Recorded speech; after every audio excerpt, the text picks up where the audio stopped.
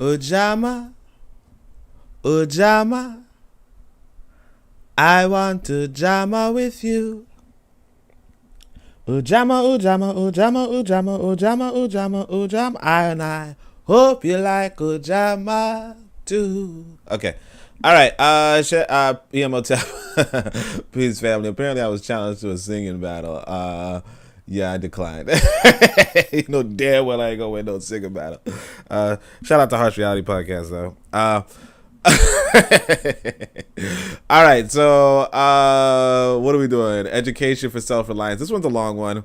I had to cut off from listening to Tanzan was on SNN right now, Swahili Nation.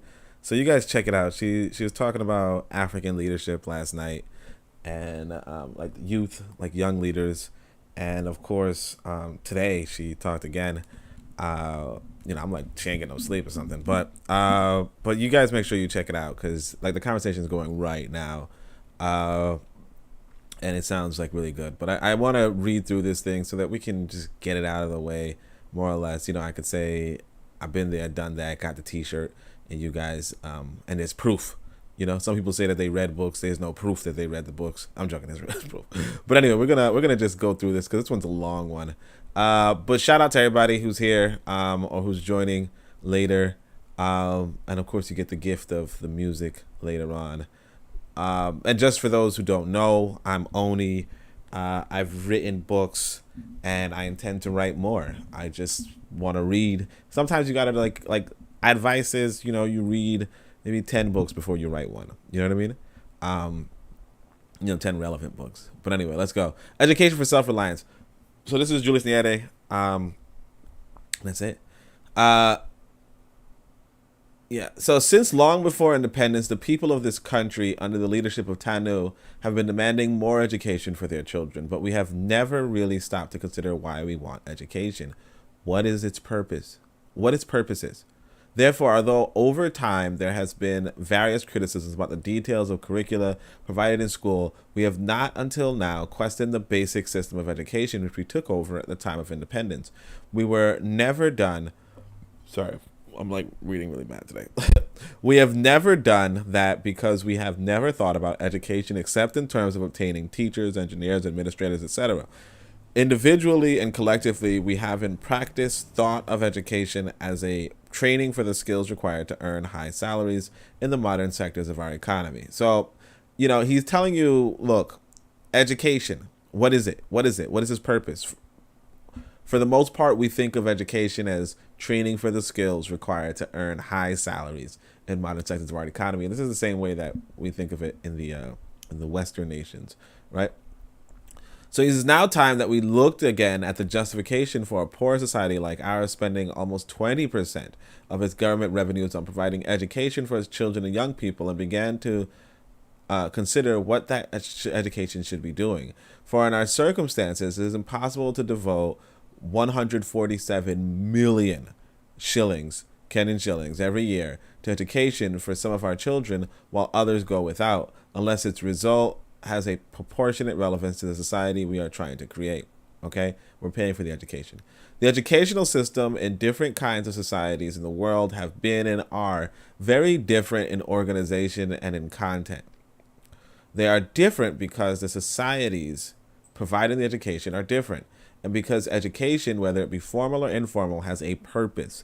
That purpose is to transmit from one generation to the next the accumulated wisdom and knowledge of the society, and to prepare the young people for their future membership of the society and their active participation in its maintenance or development. This is true explicitly or implicitly for all societies: the capitalist societies of the West, the communist societies of the East, and the pre-colonial African societies too.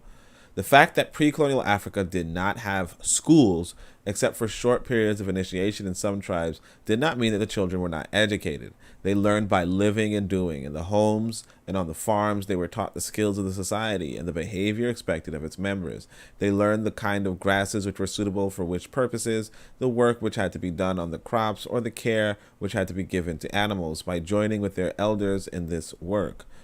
They learn the tribal history and the tribe's relationship with other tribes and with the spirits by listening to the stories of the elders.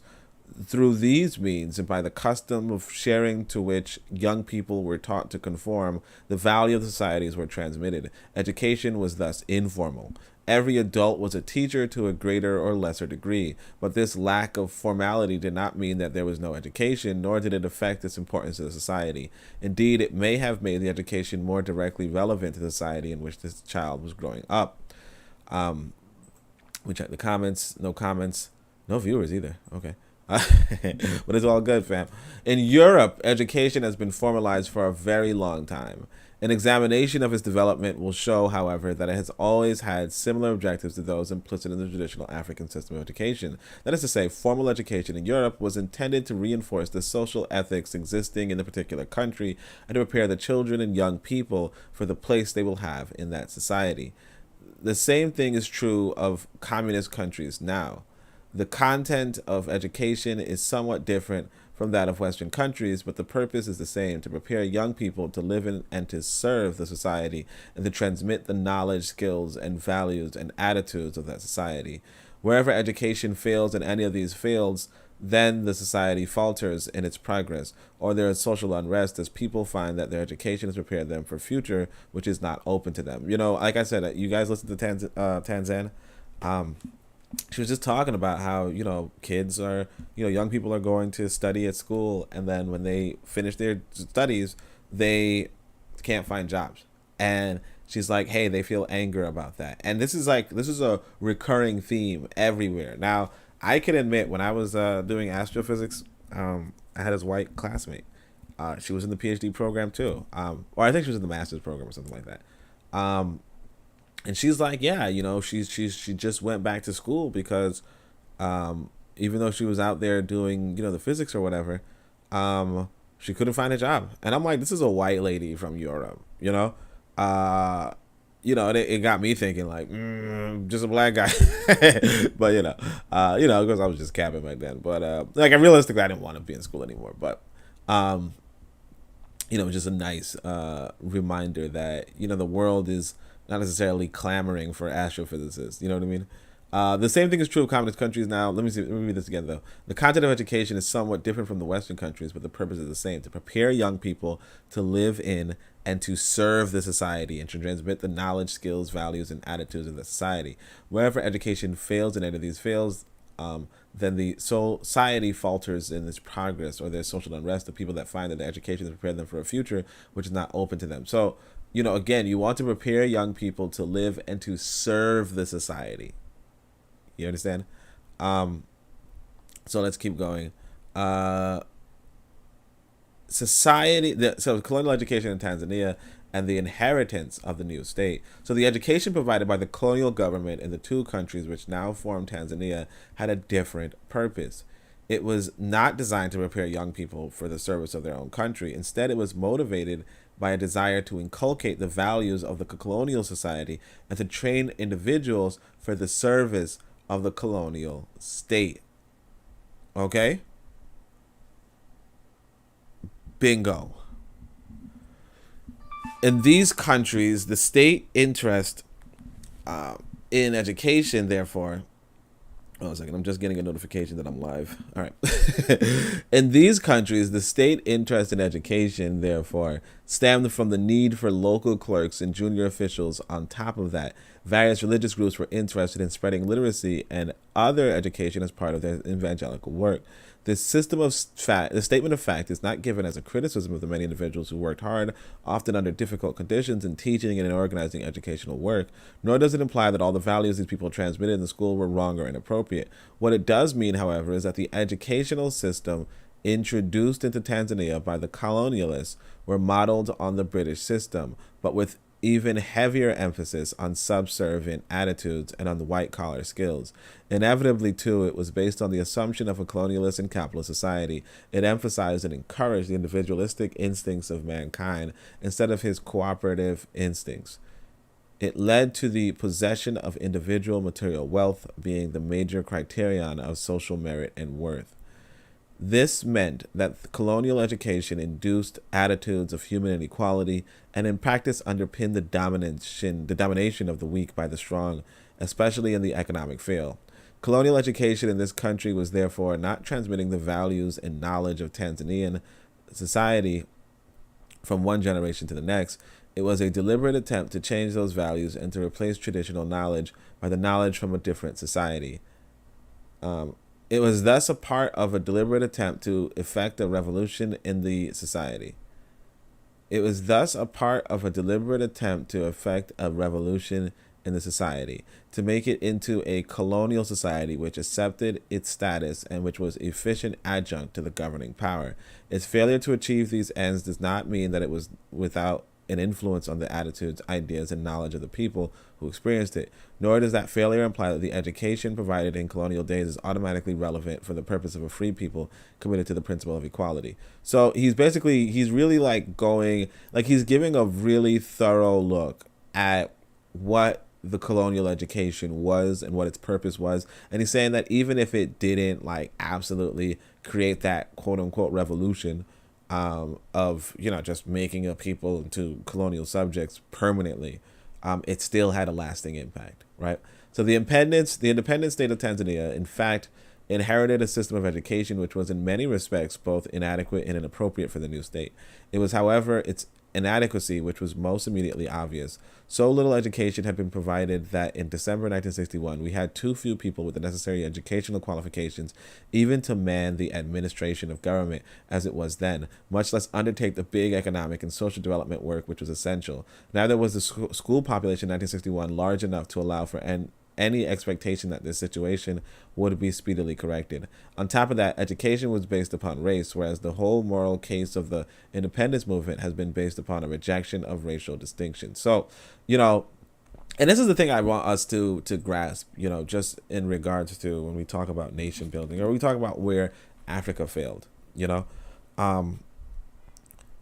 These are huge school systems that in a revolution, you take over in a matter of days. You know, you take over all the schools. Like let's say, imagine, right? So I'm in Brooklyn, right? There's maybe like 5,000 schools in Brooklyn, right? Let's say that each school has 30 teachers in it, right? Let's say, and I'm not saying there's only 5,000. There's probably a lot more, but the point is, or maybe there's less, I don't know, but who cares? The point is that you have, let's say you're in a nation, because remember, Tanzania is bigger than Brooklyn, okay?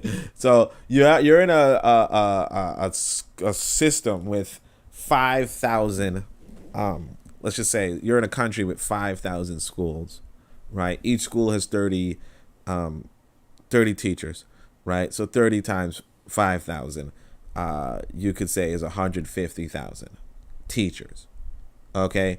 Each of these teachers has their own curriculum, right, for the different grades.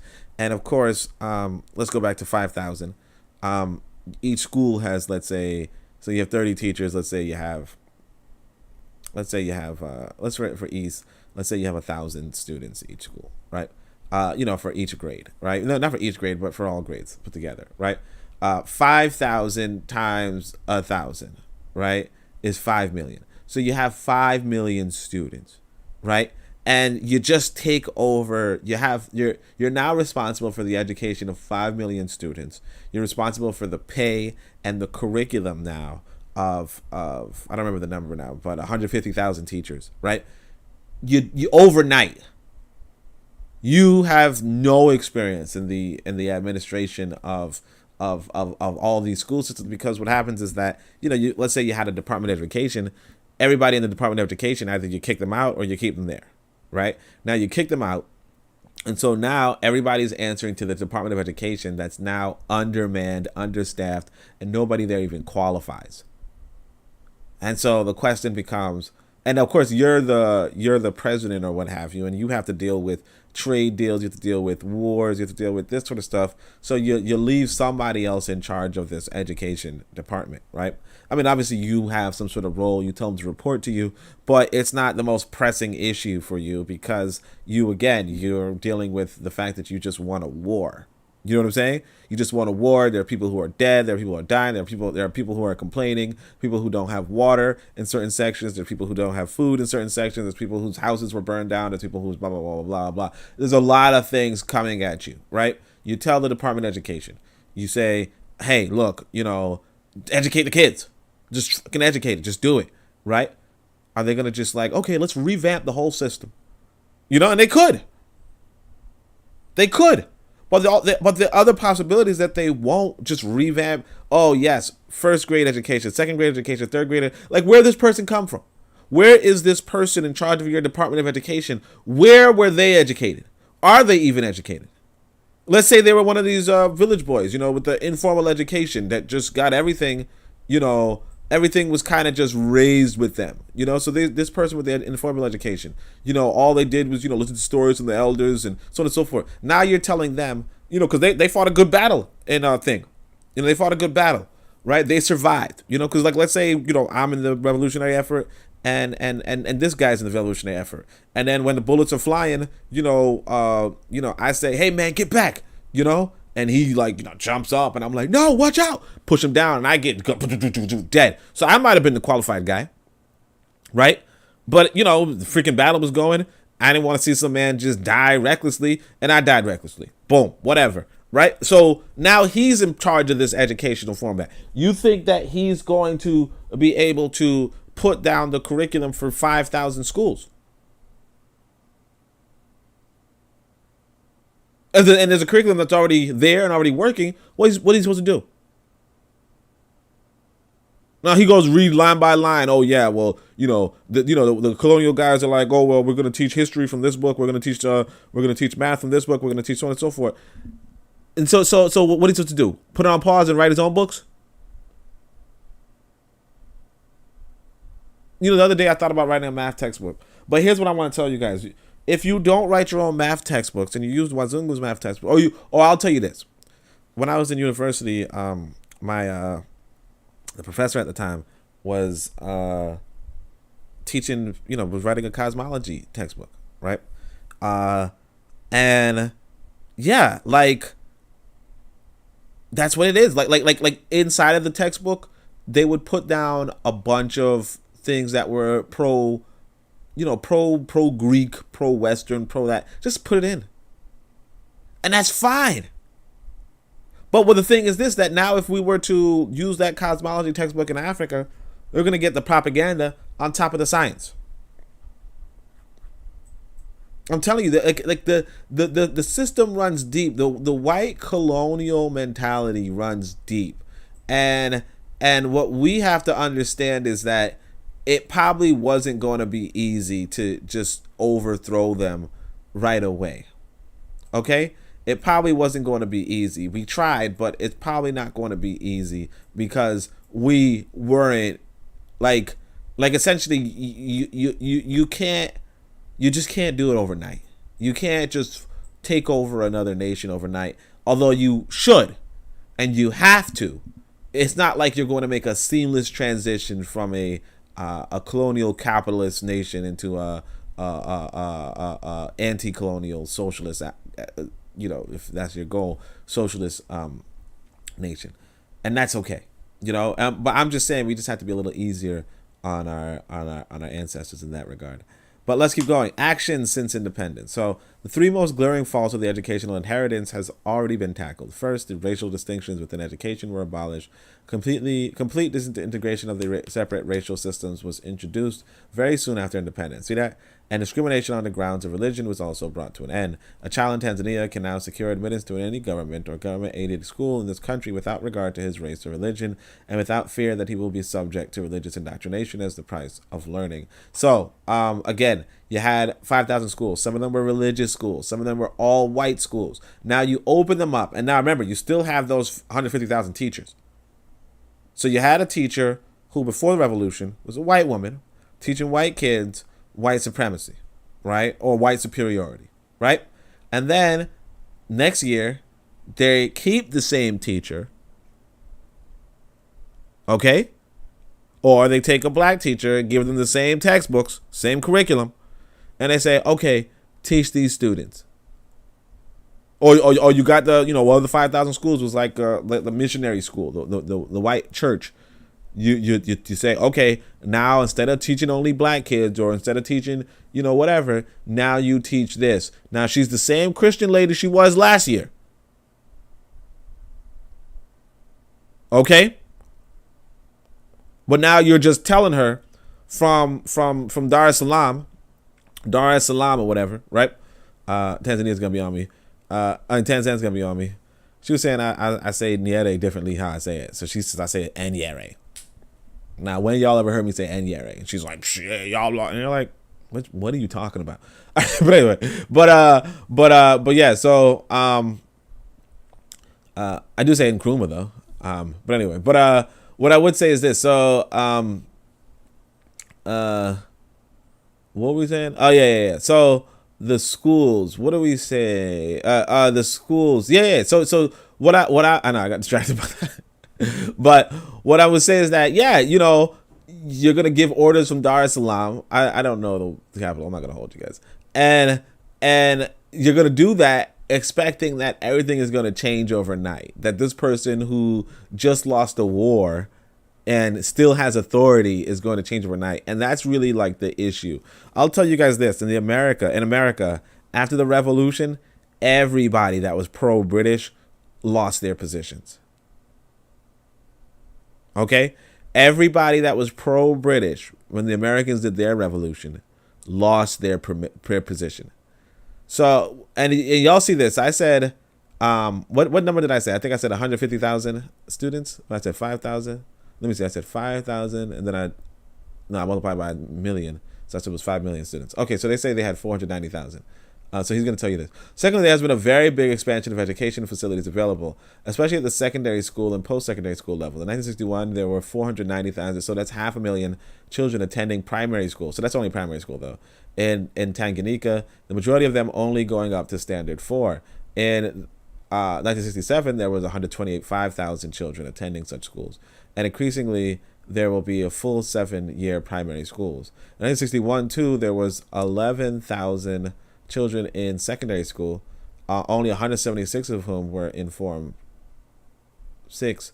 This year, there are 25,830. This is certainly something for our young state to be proud of. It is worth reminding ourselves that our present problems, especially the so-called problem of the primary school leavers, are revealing themselves largely because of these successes. So you see, like, there's other issues too at hand. You know, you might be like, well, let's change the curriculum. But like at the end of the day, you only had 176 students in 1961 who reached a certain grade level, like reached high school. And that's of 490,000 being admitted into school, only 176, you know, less than 1%. Shit, less than half of, like, yeah, less than 0.1% reached high school, let's say. Like, I don't know what Form 6 is, but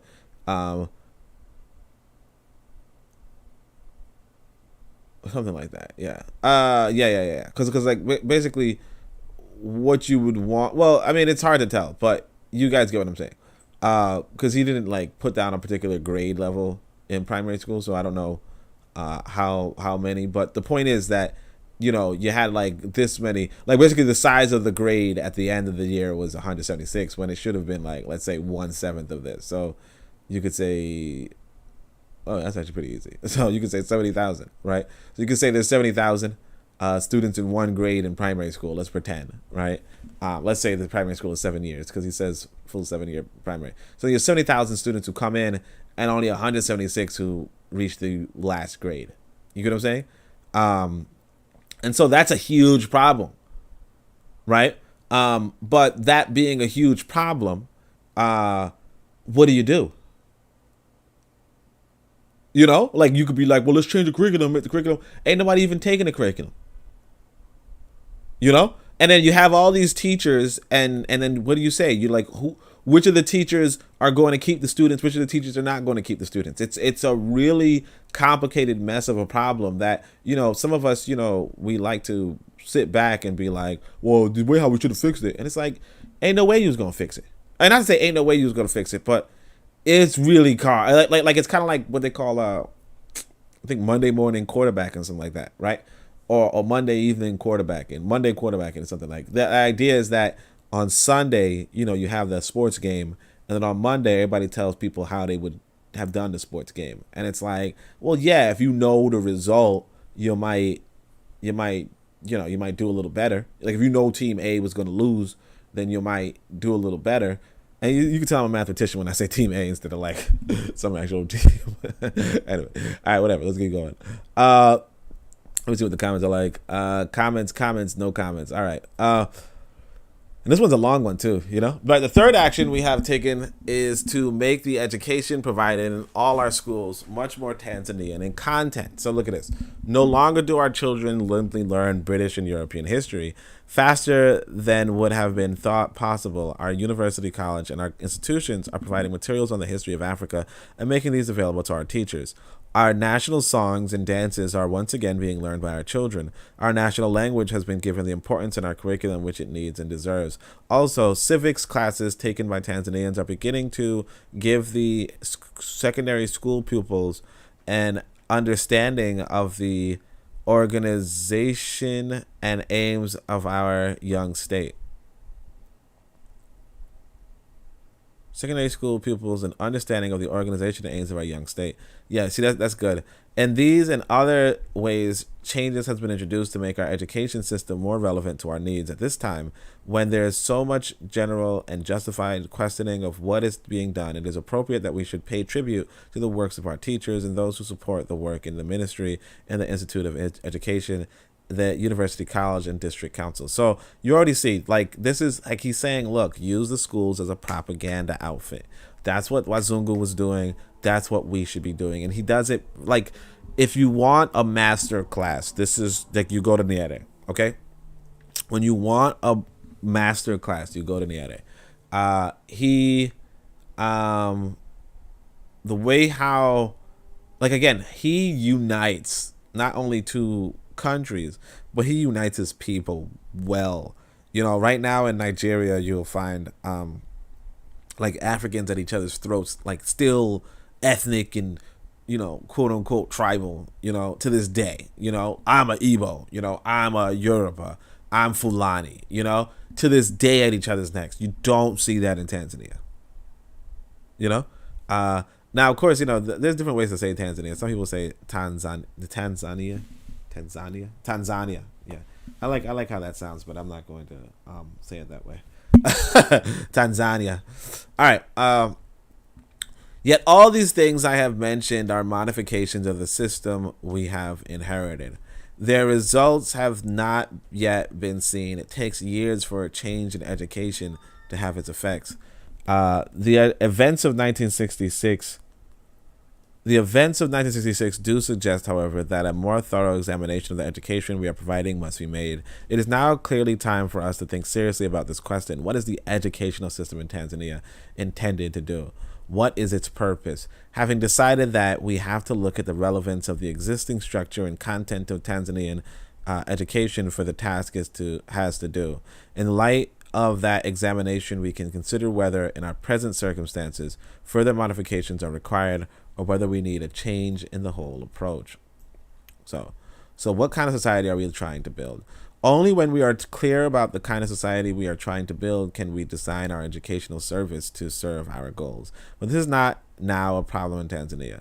Although we do claim to have drawn up a blueprint of the future, the value and objectives of our society have been stated many times. We have said that we want to create a socialist society which is based on three principles: equality and respect for human dignity, sharing of the resources which are produced by our efforts, work by everyone and exploitation by none. We have set out these ideas clearly in the national ethic and in the Arusha Declaration. In earlier documents, we have outlined the principles and policies we intend to follow.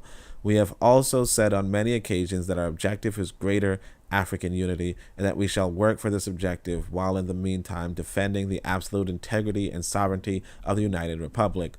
Most often of all, our government and people have stressed the equality of all citizens and our determination that economic, political, and social policies shall be deliberately designed to make a reality of that equality in all spheres of life. We are, in other words, committed to a socialist future, and one in which the people will themselves determine the policies pursued by a government which is responsible to them. It is obvious, however, that if we are to make progress toward these goals, we in Tanzania must accept the realities of our present position, internally and externally, and then work to change these realities into something more in accord with our desires. And the truth is that our United Republic has has at present a poor, undeveloped, and agricultural economy. We have very little capital to invest in big factories or modern machines. We are short of people with skill and experience. What we do have is land in abundance and people who are willing to work hard for their own improvement. It is the use of these latter resources which will decide whether we reach our total goals or not. If we use these resources in a spirit of self-reliance as the basis for development, then we shall make progress slowly but surely, and it will then be real progress affecting the lives of the masses, not just having spectacular showpieces in the towns while the rest of the people of Tanzania live in their present poverty. Pursuing this path means that Tanzania will continue to have a predominantly rural economy for a long time to come, and as it is the rural areas that people live and work, so it is the rural areas that life must be improved. That is not to say that we shall have no industries and factories in the near future. We have some now, and they will continue to expand, but it would be grossly unrealistic to imagine that in the near future more than a small proportion of our people will live in towns and work in modern industrial enterprises. It is therefore the village which must be made into places where people live a good life. It is the rural area that people must be able to find their material well-being and their satisfaction. So, again, this is why a lot of people say socialism is more so, or communism is more so for the modernized and industrial societies, because this focus on the rural life is okay, but like the objective of at least the Western society is that a lot of the rural life will be replaced with machinery. You know what I'm saying? A lot of the rural life will be replaced with machinery. So what Nyerere is not trying to do is replace the rural life with machinery. Okay? So basically you have a lot of farmland, and it's like, we have a lot of people, let's put the people on a lot of farmland. Whereas in the West, it's like you have a lot of farmland. Let's see if we can get a computer to do this shit. You know what I'm saying? Now, of course, that's not true. Obviously, right now in America, you have a lot of Mexicans, picking doing the farmland. And before that, of course, you had, African people. But that's like the stated goal of the socialist. The socialist is realistically trying to, actually, honestly, the communist is trying not to have everybody working. And that's actually like one of the fundamental distinctions that you could probably pick up on when you're reading Nyerere, because Nyerere is realistically setting out for everybody to be working. So you kind of see, I think earlier he says we documented our 3 goals, and one of them is work by everyone and exploitation by none. And if you actually know what the communists are really about, is that nobody's working. You get what I'm saying? Now you could say that this is better. The work by everyone is better than no one is working. But again, it's like a whole different philosophy. So I would just say that, it realistically does take away from us when we discuss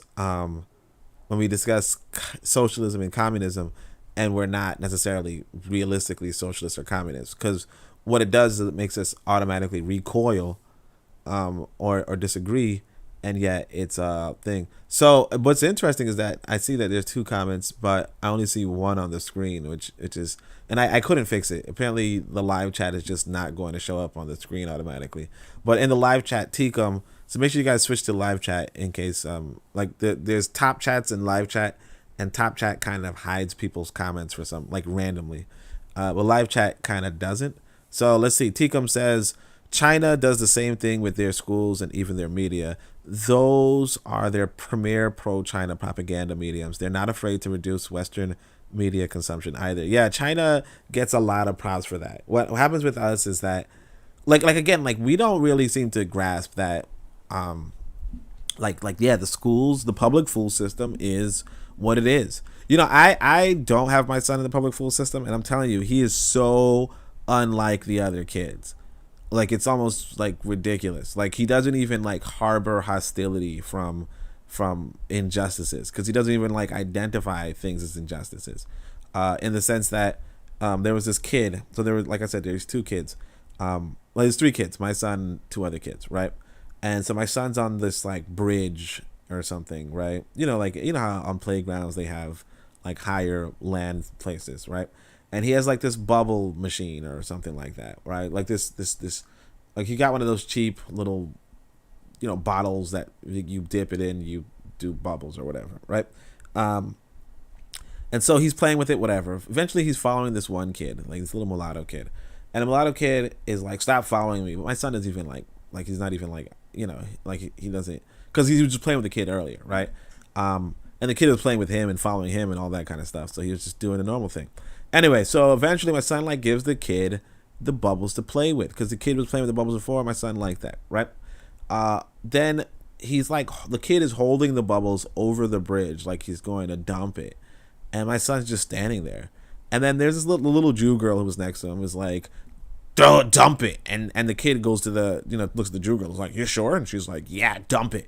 And then he like dumps the thing, and my son's just watching, like, okay, like, is this how you play this game? Like, you know what I mean? Like, just not in the because like, I guess like when you're in the public school system, you're kind of like, this is theft, this is property invasion, this is that, people are against you, people are, and it's like, realistically, like, you socialize people. So for me, like, he knows I'm not really like outraged over anything, and he's just copying me.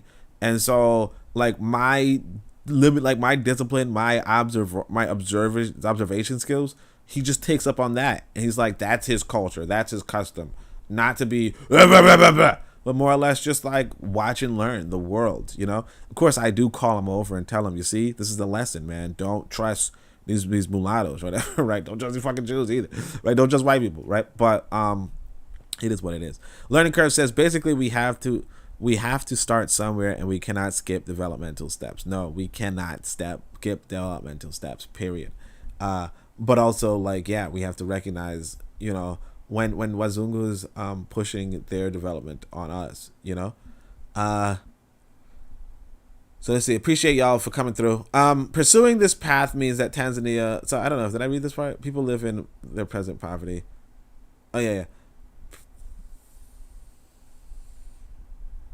Live a good life. It is a ruler that must be able to find. Okay, let's just read right here. Pursuing this path means that Tanzania will continue to have a predominantly rural economy for a long time to come, and it's a rural area that people live and work. So it's a rural area that must be improved. Not to say that's on and so forth. We have now. They will continue to expand, but it would be grossly unrealistic to imagine that in the near future, more than a small proportion of our people will live in towns and work in modern industrial society enterprises.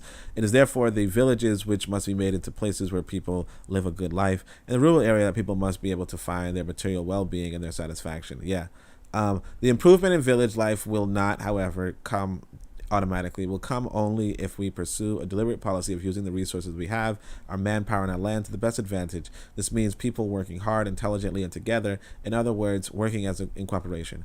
Our people in the rural areas, as well as their government, must organize themselves cooperatively and work for themselves through working for the community of which they are members. Our village life, as well as our state organization, must be based on the principle of socialism and that equality in work and return, which is part of it. This is what our education system has to encourage. It has to foster the social goals of living together and working together for the common good. It has to prepare our young people to play a dynamic and constructive part in the development of a society in which all members share fairly in the good or bad fortune of the group, and in which progress is measured in terms of human well-being, not prestige, building, cars, or other things, whether privately or publicly owned. Our education must therefore inculcate a sense of commitment to the total community and help the pupils to accept the values appropriate to our kind of future, not those appropriate to our colonial past, right? So he's like, we have to forge the education for our future and not for our past. And a lot of us even today, we kind of like it's like what is the future idea for, let's say if we're in, like, all right, I'm on Black American Twitter pretty much, right? What is the future idea being inculcated there? It's almost like every day you just hear, oh man, y'all remember this back in the 90s? Oh man, shit, remember this cartoon? And it's like, okay, but like, what is the future plan? And it's like, realistically, like unless you're like following, people from KW's radio, especially like D-Web, unless you're following like D-Web or Harsh Reality Podcast or what have you, not too many people are really talking about the future. D-Web, for what it's worth, is like, hey guys, let's do some survival shit because the future's coming, right? But for the most part, Twitter is just like, a lot of people are just kind of like, yo, remember this? Oh man, I just saw this thing from the past, back in the '60s, and it's like, ugh. But all right, let's keep going. This means that the educational system of Tanzania must emphasize cooperative endeavors, not individual advancement. It must stress concepts of equality and the ability. Sorry, let's read this again. Sorry. This means that the educational system of Tanzania must emphasize cooperative endeavor, not individual advancement. Okay, yeah, it must. Okay, it must stress concepts of equality and the responsibility to give service, which goes with any special ability, whether it be in carpentry, in animal husbandry, or in academic pursuits.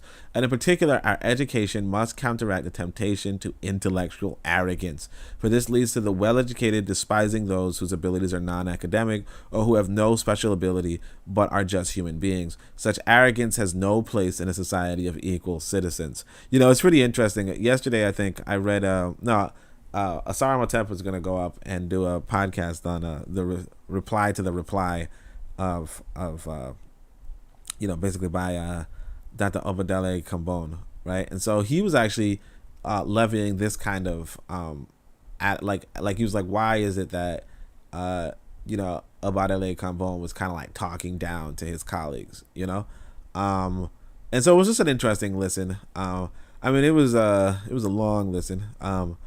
It was pretty academic. It was pretty heavily academic. It's just an interesting to see that Nyerere is talking about it, and it's like something that's even practiced today, right? So he says, it is, however, not only in relation to social values that our educational system has a task to do. It must also prepare young people for the work they will be called upon to do in the society which exists in Tanzania. A rural society where improvement will depend largely upon the efforts of the people in agriculture and the village development. This does not mean that education in Tanzania should be designed just to produce passive agricultural workers of different levels of skill who simply carry out plans or directions received from above. It must produce good farmers. It has to prepare people for their responsibilities as free workers and citizens in a free and democratic society, albeit a largely rural society. They have to be able to think for themselves, to make judgments on all the issues affecting them. They have to be able to interpret the decisions made through the democratic institutions of our society and to implement them in the light of the peculiar local circumstances where they happen to live. So you kind of see he's really, really focusing on the rural society. Now, granted, Mao Zedong does also focus on the rural society, and he does it but yeah, so it's like a part of it is like maybe he's doing the Maoism, but it is what it is, right? Learning Curve says the public school system socializes children to be savages. These people give you a job and want your children at earlier and earlier ages. Without an educational system, you'll never succeed because they will just keep educating your children against you day in and day out. Facts. And that's the thing. It's like, and it's tough because it's actually hard outside of, it's hard if you don't have an educational system, if you're just like homeschooling per se. But it's one of those costs of freedom per se. What is the cost of freedom? Freedom ain't free is the normal adage. All right, so it would thus be a gross misinterpretation of our needs to suggest that the educational system should be designed to produce robots who work hard but never question what the leaders and government of TANU are doing and saying. For the people are and must be government and TANU. Our government and our party must always be responsible to the people and must always consist of representatives, spokesmen, and servants of the people. The education provided must therefore encourage the development in each citizen of three things: an inquiring mind, an ability to learn from what others do, and reject or adapt it to his or her own needs, and a basic confidence in his own position as a free and equal member of society who values others and is valued by them for what he does and not for what he obtains. These things are important for both the vocational and the social aspects of education. However, much agriculture a young person learns, he will not find a book which will give him all the answers to all the detailed problems he will come across on his own farm. He will have to learn the basic principles of modern knowledge and agriculture and then adapt them to solve his own problems. Similarly, the free citizen of Tanzania will have to judge social issues for themselves. There neither is nor will be a political holy book which supports to give all the answers to all the social, political, and economic problems which will face our country in the future. There will be philosophies and policies approved by our society which citizens should consider and apply in the light of their own thinking and experience, but the educational system of Tanzania would not be serving the interests of a democratic socialist society if it tried to stop people from thinking about the teachings, policies, or the beliefs of leaders, either past or present. Our free people conscious of their worth and their equality can build a free society. Sorry, only free people conscious of their worth and their equality can build a free society. So let's keep reading. Some salient features of the existing educational system. There are very different purposes from those which are promoted by our existing educational arrangements. For there are four basic elements in the present system which prevent or at least discourage the integration of the pupils into the society they will enter, and which do encourage attitudes of inequality, intellectual arrogance, and intense individualism among the young people who go through our schools. First, the most central thing about education we are at present providing is that it is basically an elitist education designed to meet the interests and needs of a very small proportion of those who enter the school system. So let me read this again. First, the most central thing about the education we are at present providing is that it is basically an elitist education designed to meet the interests and needs of a very small proportion of those who enter the school system. All right. So, yeah, we basically only do that. Although only about 13% of our primary school children would get a place in a secondary school, the basis of our primary education is the preparation of pupils for secondary school. Okay. Actually, no, I got to go back. Let's see. Actually, no, let's do it. So he's like, there's thus 87% of the children who finished primary school last year, and a similar proportion of those who finished this year do so with a sense of failure, of a legitimate aspiration having been denied them. Indeed, we all speak in those terms by referring to them as those who failed to enter secondary school instead of simply as those who finished their primary education.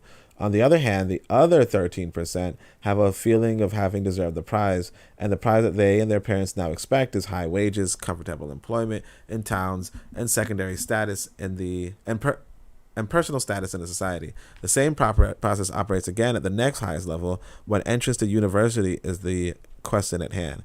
Okay, so secondary school so they go from primary to secondary school. So I think secondary school is like high school, and they're saying only 13% of people go to high school, and a very small proportion of those who enter the school, right, desired to meet the interests and needs. It's like elitist in that sense.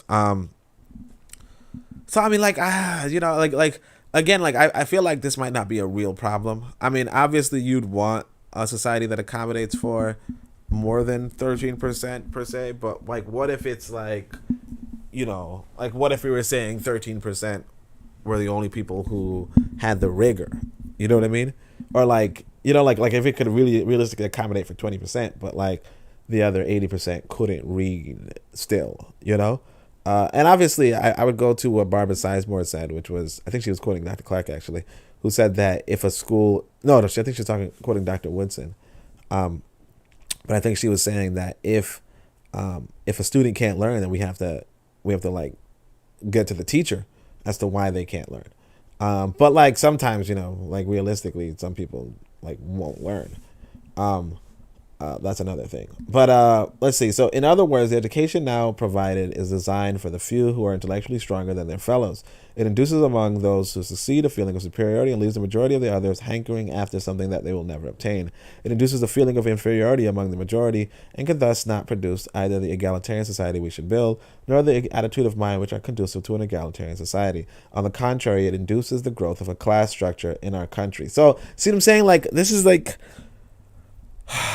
risk. I don't know if you guys ever read like Maoist literature, but there's like some radical literature online where people just kind of take to extreme arguments.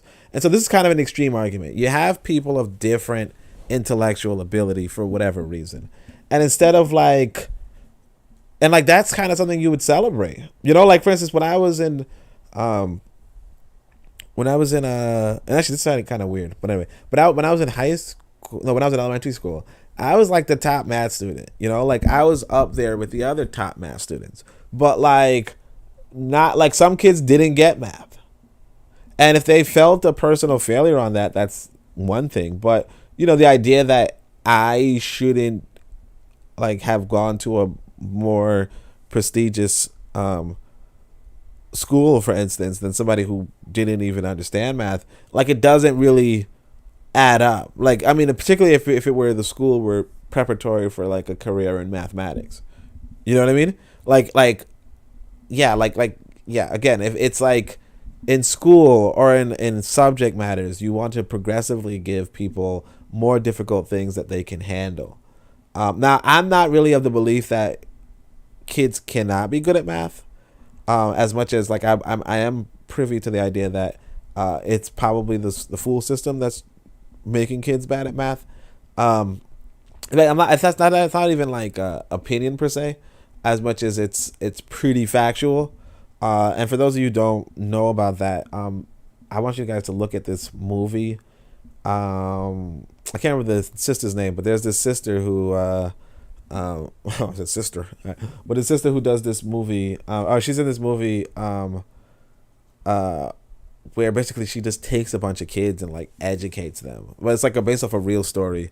Like realistically, yeah, your teacher is going to impact. But then there's also people like, that's not to say that there still wouldn't be a person who's better at math.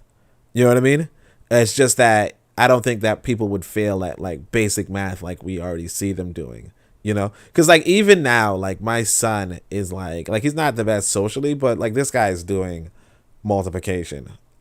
Like, and I want to say 2 digits to 1 digit, so like 17 times 5. You know, and he was doing that. You know, like yeah, like he was doing that for a minute now. You know what I mean?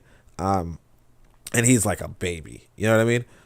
So it's like if he can do this as a baby, you know, there's no excuse for like a 14-year-old not doing it. But you would have to have like either your parents on you or your teacher on you, and like, but realistically, why would your teacher care if you can do the math anyway? You know what I mean? Like, why would they care? That's the big question of the year, you know. But anyway, so yeah, class structure. And the thing is that like you don't really want a non-class structure. You just don't want class conflict per se. But that's the thing that like we really don't get for some reason, you know, of this socialist need. So anyway, he says equally important is the second, and equally important in the second point, the fact that Tanzania's education is such as to divorce its participants from the society it's supposed to be preparing them for. This is particularly true of secondary schools, which are inevitably almost entirely boarding schools. So you see, all these schools are boarding schools, okay? Almost entirely all boarding schools. But to some extent, and despite recent modifications of the curriculum, it is true of primary schools too. We take children from their parents at the age of 7, and for up to 7.5 hours a day, we teach them certain basic academic skills. Okay, so maybe they weren't boarding schools, but all right. Because you know, boarding school means you're sleeping there. But anyway, 7.5 years a day, we teach them certain basic academic skills. In recent years, we have tried to relate these skills, at least in theory, to the life which the children see around them. But the school is always separate. It's not part of society. It is a place children go to, and which they and their parents hope will make it unnecessary for them to become farmers and continue living in the villages. Yeah, exactly. The few who go to secondary schools are taken many miles away from their homes to live in an... Okay, so this is a boarding school. They live in an enclave, having permission to go into the town for recreation, but not relating the work of either town or country to their real life, which is lived in the school compound. Later, a few people go to university. If they are lucky enough to enter Dar es Salaam, so that's Dar es Salaam. I thought there was an S, but I wasn't sure. Dar es Salaam University College, they live in comfortable quarters, feed well, and study hard for their degree. When they have been successful in obtaining it, they know immediately that they will receive a salary of something like £660 per annum. This is what they have been aiming for. It is what they have been encouraged to aim for. They may also have the desire to serve the community, but their idea of service is related to status and the salary which a university education is expected to confer upon its recipient. The salary and the status have become a right automatically conferred by the degree. It is wrong for us to criticize young people for these attitudes. The new university graduate has spent the larger part of his life separated and apart from the masses of Tanzania. His parents may be poor, but he has never fully shared that poverty. He does not really know what it is like to live as a poor peasant. He will be more at home in the world of the educated than he is among his own parents. Only during vacation has he spent time at home, and even then he will often find that his parents and relatives support his own conception of his difference and regard it as wrong that he should live and work as the ordinary person he really is. For the truth is that many of the people in Tanzania have come to regard education as meaning that a man is too precious for the rough and hard life which the masses of our people still live. So, I mean, again, like, I get it and I don't get it, you know? I get it and I don't get it. As to say that here he's saying, you know, like, you get elitist attitudes, like you don't live in poverty. Like, let's say I'm on a farm and I send my son to school, right? He doesn't experience the farm life. Okay? Then he goes to secondary school. He doesn't experience the poverty or the farm life because he's now living at his own school compound. And then he goes to university and he's living on the university. He doesn't experience, he goes on vacation here when he comes back, but should I be like, okay, now you're not better than me. Go do your farm work. You know, go pile through the manure. I don't care if you're doing physics. I don't care if you're studying any sort of subject. And like, that's realistically like what it is, you know? And then, like, you know, finally when he graduates and he's studied physics, or, you know, because I can relate to physics. So let's say he studied, you know, nuclear engines, right? You're telling him that he should now come back and, you know, dig the manure or something or feed the chickens. And it's like, you know, why? Why are you telling him to do that, though? You know, like, why are you telling him to do that? He spent, it looks like, or he or she, oh, my son, I'm talking my son, he spends 15 years or 20 years studying to make, you know, to contribute to the production of nuclear energy. Okay? And so now he comes back and I'm like, you're not better than me. You know, you're not better than me. Go dig the farm or go dig a well. That's a real skill. And it's like, is contributing to the nuclear energy not a real skill? You know, it's not even so much as who's better, who's worse, as much as it's different. You know, it's like, it's just like if he were to do mechanic stuff, you know, do I then say, you know, no, you study, you know, read these books, you know? I mean, to a degree, sure, I would tell him to read, you know, books that I like him to read, you know, if they're politically sound in nature. But, you know, you studied to be a mechanic, you know, then I expect you to do mechanic stuff. You know? So, I mean, again, like, I feel like it's a part of it is, you know, we try to take down bridges and we try to take down fences that we don't know why they were put up, you know, or we do know, but it's just a little And a bit of medicine says hit the like button, family. So make sure you guys do that.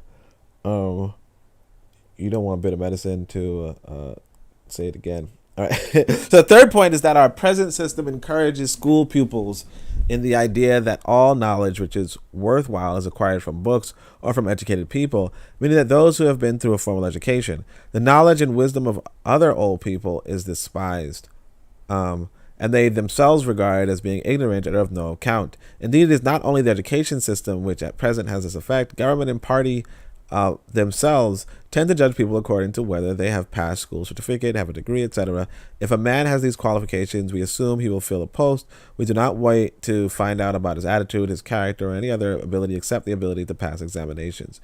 If a man does not have these qualifications, we assume he cannot do a job. We ignore his knowledge and experience. For example, I recently visited a very good tobacco producing peasant, but if I tried to take him into the government as a tobacco extension officer, I would run up against the system because he has no formal education. Everything we do stresses book learning and underestimates the value of our society of traditional knowledge and the wisdom which is often acquired by intelligent men and women as they experience life even without their ability being able to read at all. Now, again, like this is like actually the crux of it. It's like, well, what value is the education if you're not more qualified than the person who doesn't have it?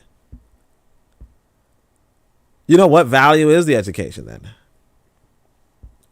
If I'm learning, and not to say that, like, it's really a complicated question, because you say, here's a tobacco producing peasant. He's a tobacco farmer. Sure. Then you have somebody who goes to university to study to become a tobacco extension officer, right? So one of them just produces tobacco. The other one studies to become a tobacco extension officer.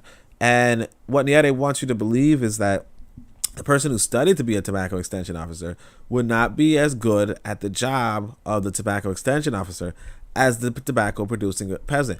And I mean, to a lot of us, it sounds reasonable, right?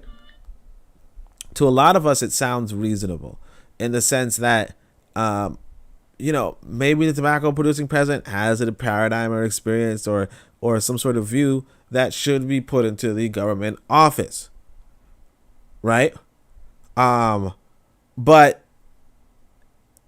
on the other hand, it's like, well, why don't you just have an educational process for this peasant to, like, why don't you just let them apply for the educational process? Or why don't you have the educational process expose people to the tobacco producing industry to the extent that they can then get into the office? Why is it that you would want somebody from the outside, in a sense, the outside of the administrative role or outside of the role per se, to just walk in?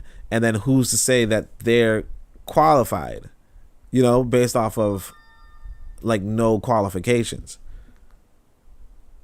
It's a real, like, and not to say no qualifications, but based off of just the qualification that they are a peasant. It's kind of like, let me see if there's an example we know. Okay, there's an example. Example is like, you have a drug dealer, right? You have a drug dealer on the street, common street thug, right? Would they make a qualified pharmacist? You know what I mean? Like, could they do all of the work of a pharmacist or of a pharmacology student or what have you, just off of the basis that they themselves have experience in trading drugs?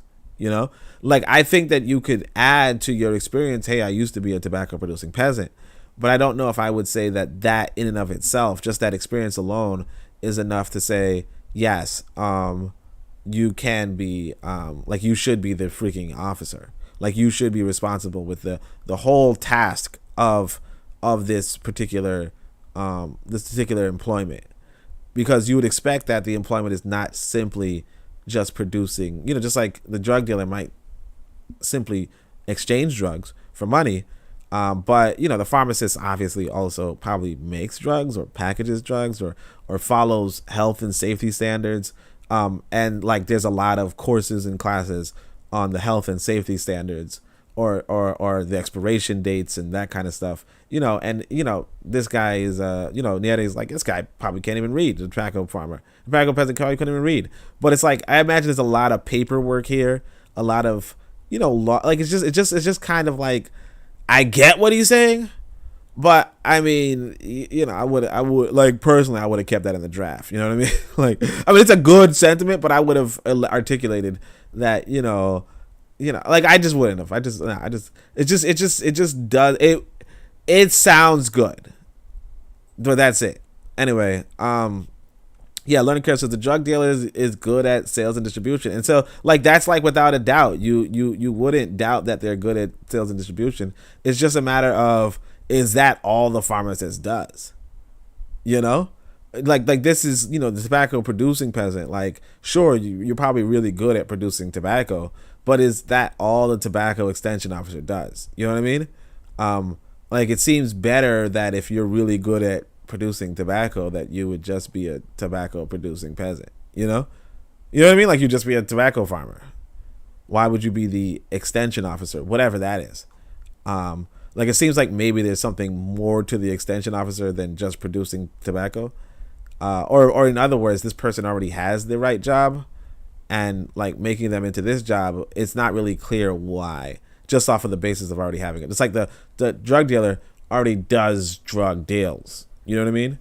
But to say, oh, now you should be the pharmacist who, like let's face it, the pharmacist also gives out vaccines and shit, you know what I mean? Or reviews medication labels, you know, and all that kind of stuff, and contacts insurance companies, and has computer know-how and what have you, you know. You know, and probably doesn't have people gunning for them, you know, like, which is a big plus. But yeah, I mean, it's just a matter of, well, you know, come on. All right, so anyway, so this does not mean that any person can do any job simply because they are old and wise, nor the educational qualifications. Oh yeah, and that's what I was gonna say about that. We says old people are despised, you know, without formal education. It's like this, like realistically, if I like when it comes to astrophysics, for instance, right? I'm not just gonna go to any ass old person and be like, hey, you know, why do you think stars are formed? You know? Because it's just like, no, not just any old ass person's gonna have the same sort of mathematical know-how or mathematical, you know, like when you would consider wise in the field. So, for instance, when I was in grad school, I had this equation that had a numerator and denominator, and both of them were different equations. And obviously, at some points, the denominator went to 0, and I was asked to make a computer model of this in a computer language that I didn't even know, right? So when I was like in this situation, the people I asked on how to solve this were like math professors and physics professors. They weren't just like they weren't even literary professors, you know. They weren't just random old people. It was who really knows how to program this equation, because clearly this is approaching 0 and I don't know how to do this. You know what I mean? So it's like a lot of this is kind of like I get it, but I don't, you know, I get it, but I don't. Anyway, let me see the comments. So Learning Curve says the Paco farmers are good at growing and testing the soil. Yeah.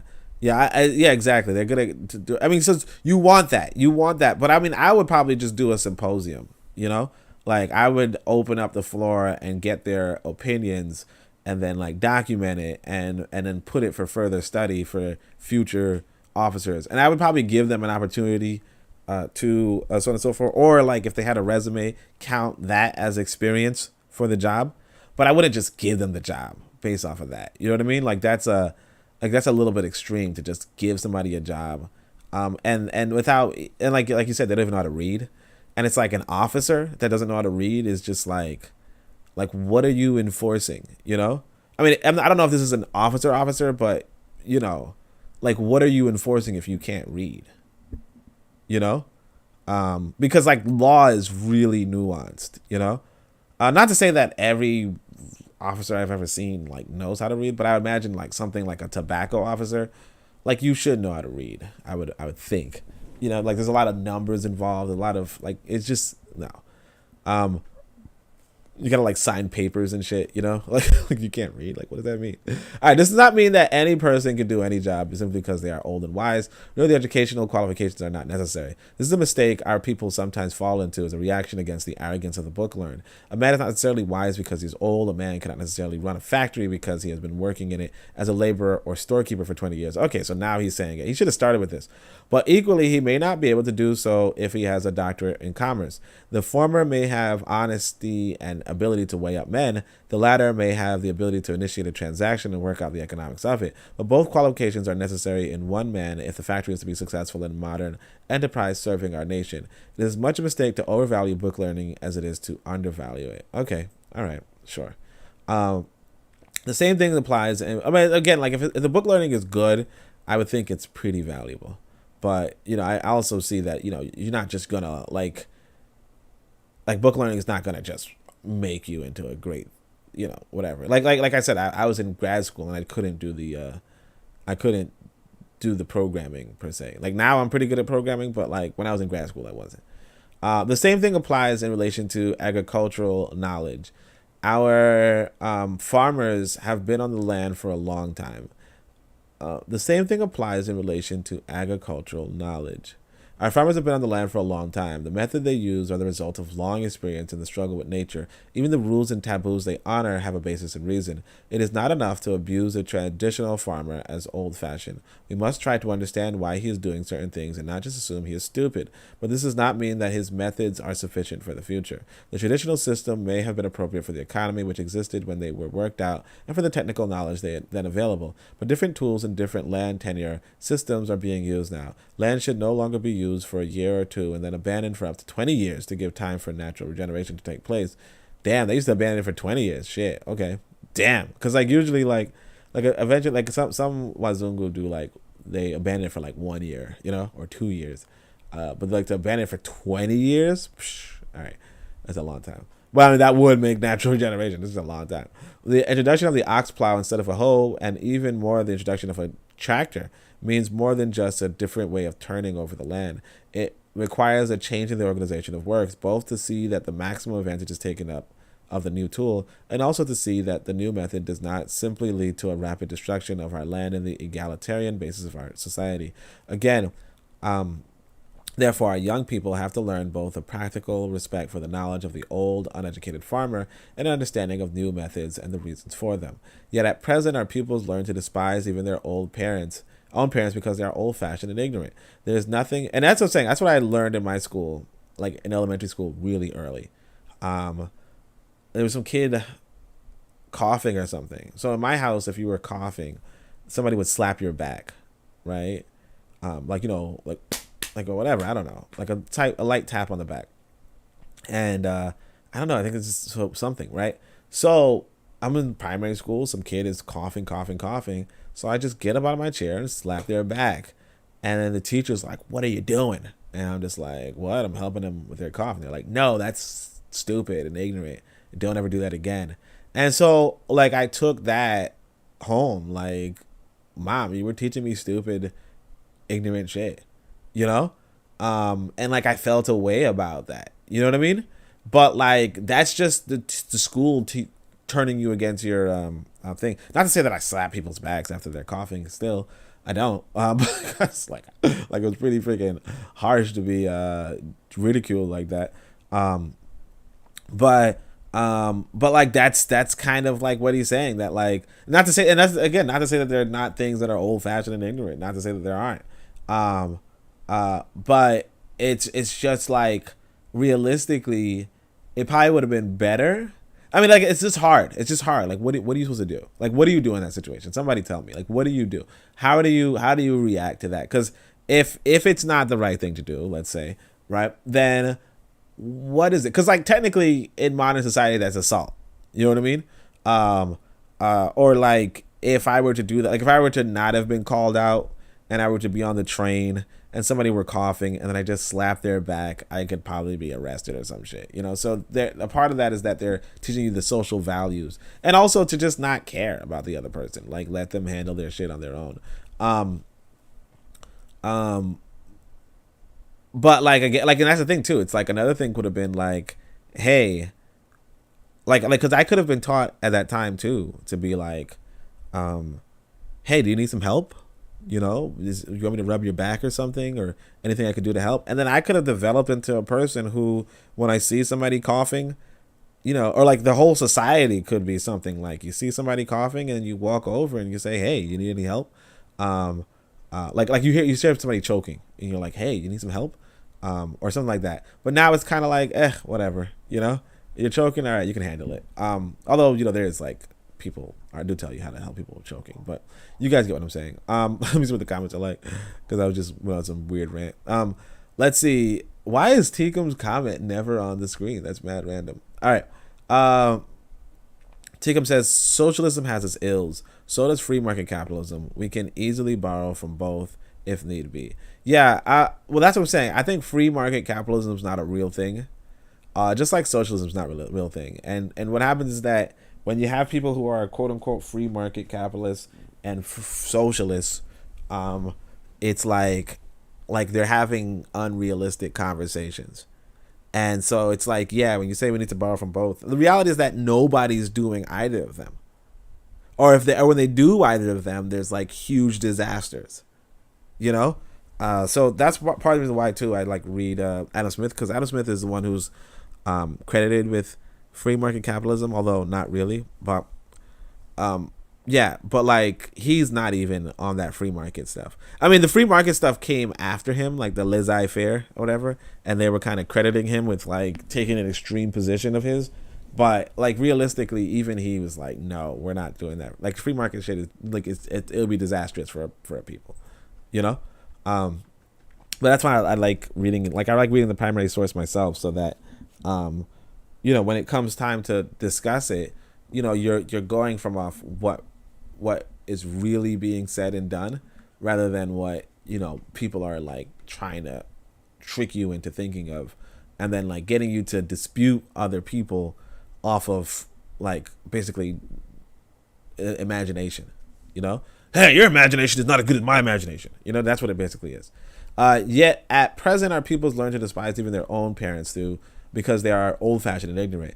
There's nothing in our existing educational system which suggests to the pupil that he can learn important things about farming from his elders. The result is that he absorbs beliefs about witchcraft before he goes to school, but does not learn the properties of local grasses. He absorbs the taboos from his family, but does not learn the methods of making nutritional traditional foods.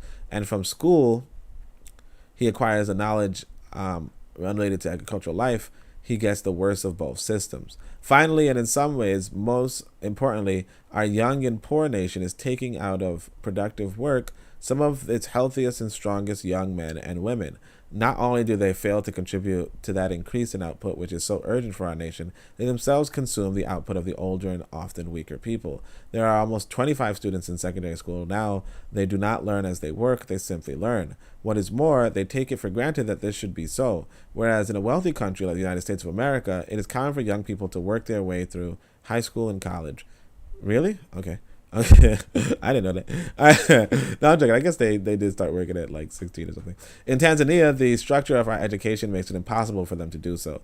Even during the holidays, we assume that these young men and women should be protected from rough work.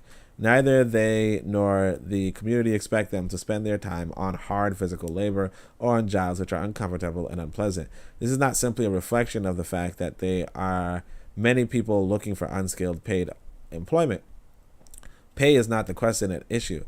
It is a reflection of the attitude we have all adopted. But yeah, like nobody really wants to do rough work though. I'm not going to hold you guys. How many of our students spend their vacations doing a job which could improve people's lives, but for which there is no money? Jobs like digging an irrigation channel or a drainage ditch for a village, or demonstrating the construction and explaining the benefits of deep pit latrines and so on. A small number have done such work in the national youth camps or through school organized nation building schemes, but they are the exception rather than the rule. The vast majority do not think of their knowledge or their strength as being related to the needs of the village community. Yeah. But I mean, like, again, like, yeah, it's kind of hard to work for free. Let me see how many pages there is. Okay, I can't. Can these faults be corrected? There are three major aspects which require. I'm gonna try to look for how many more pages this is. Just for. Okay, I can't do it. All right. So, can these faults be corrected? There are three major aspects which require attention if this situation is to change: the content of the curriculum itself, the organization of the schools, and the entry age into primary schools. But although these aspects are in some ways separate, they are also interlocked. We cannot integrate the pupils and students into the future society simply by theoretical teaching, however well designed it is. Neither can the society fully benefit from an education system which is thoroughly integrated into local life, but does not teach people the basic skills, for example, literacy and arithmetic, of which they fail to excite in them a curiosity about ideas. Nor can we expect those finishing primary school to be useful young citizens if they are still only 12 or 13 years of age, right? So basically they stopped primary school. So primary school was like basically up to high school, kind of, or like it was like all of middle school. In considering changes in the present structure, it is also substantial that we face the facts of our present economic situation. Every penny spent on education is money taken away from some other needed activity, whether it is an investment in the future, better medical services, or just more food, clothing, and comfort for our citizens at present. And the truth is that there is no possibility of Tanzania being able to increase the proportion of its national income Speaking of which, let me turn off this stupid ringer. Um, and the truth is that there's no possibility of Tanzania being able to increase the proportion of its national income which is spent on education. It ought to be decreased. Therefore, we cannot solve our present problems by any solution which costs more than is present spent. In particular, we cannot solve the problem of primary school leavers by increasing the number of secondary school places. Okay, hold on a second. So you see, this is it. This is it. You got to pick up on this. Okay? So education is a cost. Is a cost of society, a necessary cost. And so we always hear, like in the West, we hear, why don't you guys put more money in schools? Put more money in schools. Put more money in schools. And like, but when you're in the leadership position, you're like, we're putting too much damn money in schools. You understand? Portion of the national income which is spent. Yeah. He's like, we should put less money in schools. A lower proportion in schools, because schools they're not a profitable enterprise. And this is what we have to get, is that, like, realistically, when you're on the outside looking in, when you're outside of power looking in, you're complaining, you're whining, you're like, why don't we put more money in schools? More money in schools, more money in schools, more money in schools. But when you're on the inside looking out, you're like, hey, look, we're putting 20% of our budget in schools. We don't even have a military. We don't have any industry. We're not making any profit. We're running out of money, and we're putting all this money in schools, and a lot of these kids are freaking leaving. And now you're telling me build more schools, build more schools. Why are we building more schools if the kids are not even graduating? But you have to build more schools. But it's just the reality is that, like, where you are in life is how you view the world. You know, that's realistically, like, at the end of the day, you know, one of the lessons of society. Learning Curve says schools used to have gardens and training centers that complemented their education. If we use the educational system to also train students for jobs, we'd be better off. Yeah, I mean, I was passing by my mother's school when she was in Jamaica, and yeah, like they had a whole freaking ranch, you know, like they had a whole ranch. It was interesting, to say the least. And like some white boy schools right now, they have like gun ranges. Earlier white schools, they had like whole training centers where you like had like adult monkey bars and shit like that. It was pretty extreme. So yeah, like you can, you know, we have to design the education, but again, the education is going to cost you. Like, education is going to cost you. None of that stuff is cheap. Maintaining a garden isn't cheap, you know?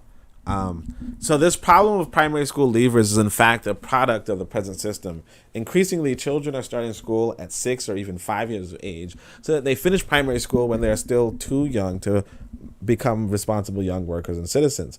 On top of that is the fact that both the society and the type of education that they have received led them to expect wage employment, particularly in an office. In other words, their education was not sufficiently related to the tasks which have to be done in our society. This problem, therefore, calls for a major change in the content of our primary education and for the raising of primary school entry age so that the child is older when he leaves and also able to learn more quickly while he is at school. Learn more quickly while he is at school. Yeah. So that's what I'm saying. So my thing is this. Oh, so he's like, the school year should be shorter, and the student should enter in later. Now that's what I'm saying. Like, for me personally, like, so in the Book of Power, I do talk about education, like whatever. Like, I think that we should have different tracks for people, but I also think that there should be a common education. You know, like, you should have a common education in terms of reading, writing, arithmetic, all that kind of stuff. Masculinity and femininity as well, obviously. You know, family building, all that kind of stuff. But then eventually you should go off into different fields. So the person who's going to be the farmer per se can go to university for farming, for agriculture, and like do the agriculture, whatever, like in their university studies. But that would be their choice. I think that they should be able to choose that, or they should be able to qualify for that.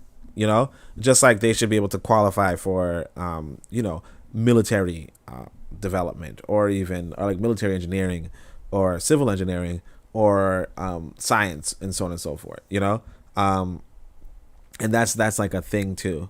So, all right. So there is no other way in which this problem of primary school leavers can be solved. Unpleasant though it may be, the fact is that it's going to be a long time before we can provide universal primary education in Tanzania. For the vast majority of those who do get this opportunity, it will be only the equivalent of the present 7 years education.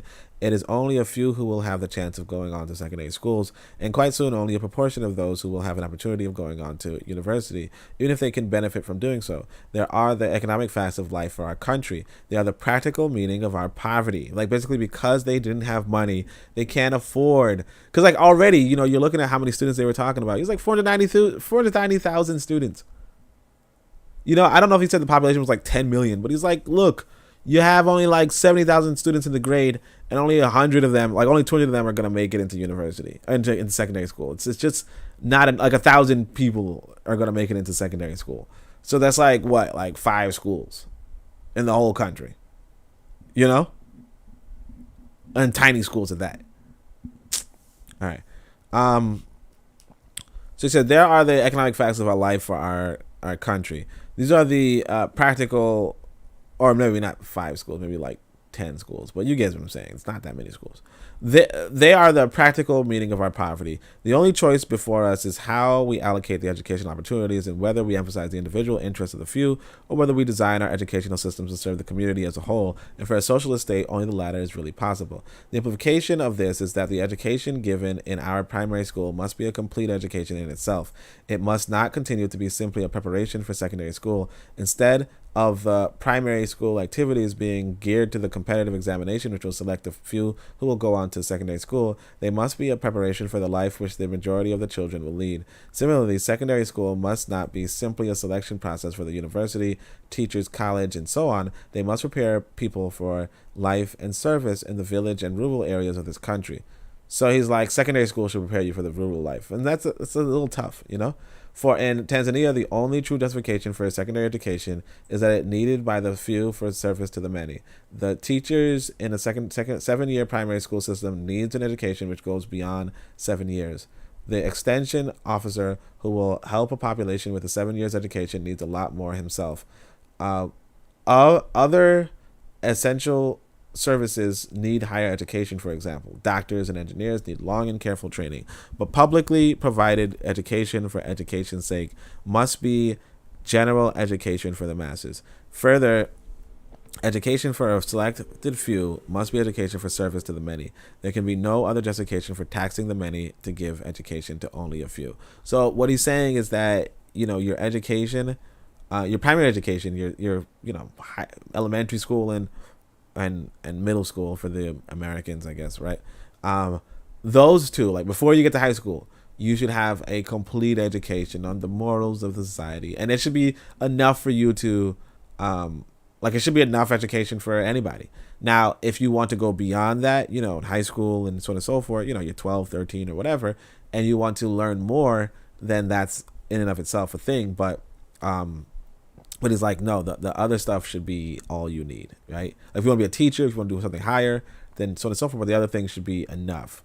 And I mean, today that sounds ridiculous. But obviously back then, like, that was a thing, It's only today that, like, everybody has a college degree. But, like, once upon a time, a college degree was pretty prestigious, even in America.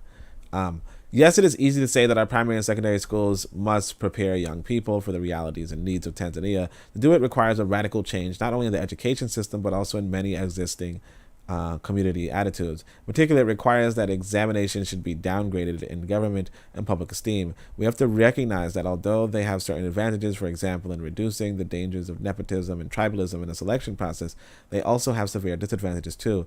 As a general rule, they assess a person's ability to learn facts and present them on demand within a time period. They do not always succeed in assessing a power to reason, and they certainly do not always assess character or willingness to serve.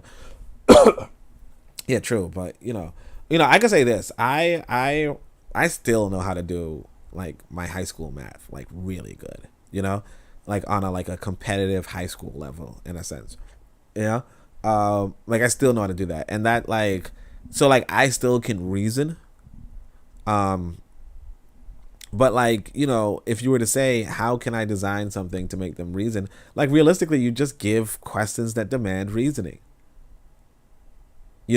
which is a thing. It's a thing. It's like, you like if you were to establish a proof of, well, how are these two, like, knowing this side, knowing that side, are these two triangles um congruent, oh no, are these two triangles similar or something like that, right?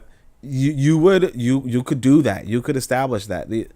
Like, I don't think that dismissing examination, as a tool to like go against reasoning is not true. But what you'd want to do is you want to have exams that go towards reasoning. Now, as far as assessing character and willingness to serve, you probably can't do that in examination. You probably can't do that in examination. There's actually probably no way to assess that truthfully. I mean, outside of like a lie detector, it would be very difficult, because the reality is that you could say that somebody is willing to serve based off of observation of them in school, but you don't know if they're pretending in school. You know what I'm saying? Like, you just don't know. So there's no way to do that. But as far as reasoning is concerned, you can test for that. But you just have to have the examination do that. It wouldn't just be A, B, C, D, E. It would be like you'd have to do a rigorous sort of thing. And that's something that some like that's something that's being implemented now. But anyway, further, at the present time, our curriculum and syllabus are geared to the examination set. Only to a very limited extent does the reverse situation apply. A teacher who is trying to help his pupils often studies the examination papers for the past years and judges what questions are most likely to be asked next time. He then concentrates his teaching on those matters, knowing that by doing so, he is giving his children the best chance of getting through to secondary school or university. And the examinations our children at present sit are themselves geared to an international standard and practice which has developed regardless of our particular problems and needs. What we need to do now is think first about the education we want to provide, and when that thinking is completed, think about whether some form of examination is an appropriate way of closing an education phase. Then such an examination should be designed to fit the education which has been provided. Most important of all, that we should change the things we demand of our schools. We should not determine the type of things children are taught in primary schools by the things a doctor, engineer, teacher, economist, or administrators need to know. Most of our pupils will never be any of these things. We should determine the type of things taught in the primary schools by the things which the boy or girl ought to know. That is, the skills he ought to acquire and the value he ought to cherish if he or she is to live happily and well in a socialist and predominantly rural society and contribute to the improvement of life there. So again, he's like, hey, don't teach them to be doctors and engineers. They should be farmers. And it's like, I mean, I get the don't teach them to be teachers and that, but then why teach them to be farmers? And I mean, I think the farming has value, but it reminds me of when I was in school. When I was in school, I did not want to learn Spanish because I was like, I want to be an astrophysicist. Why do I need to learn Spanish? And like, I really would like fail Spanish because it was just like, what's the point of me this doesn't make any sense. Why are you forcing me? I'm going to follow a mathematics. Like, I'm going to be a scientist, or I want to be a scientist, right? Or I want to study to be a scientist. Why am I learning Spanish? Like, to this day, obviously, I never use Spanish per se. I mean, like, bit vaguely, I'd be like, oh, vamonos. You mean let's go? All right, but that's it. All right, our sights must be on the majority. It is they we must be aiming at in determining the curriculum and syllabus. Those most suitable for further education will still become obvious, and they will not suffer. For the purpose is not to provide an inferior education to that given at present. The purpose is to provide a different education, one realistically designed to fulfill the common purposes of education in the particular society of Tanzania. The same thing must be true at post-primary schools. The object of the teaching must be a provision of knowledge, skills, and attitudes which will serve the student when he or she lives and works in a developing and changing socialist society. It must not be aimed at university entrance. Alongside this change in the approach to the curriculum, there must be a parallel and integrated change in the way our schools are run, so as to make them and their inhabitants a real part of our society and our economy. Schools must, in fact, become communities, and communities which practice the precept of self-reliance. The teachers, workers, and pupils together must be the members of a social unit in the same way as parents, relatives, and children are the family's social unit. There must be a same kind of relationship between pupils and teachers within the school community as there is between children and parents in the village. And sorry, I think I dazed out. Hold on a second.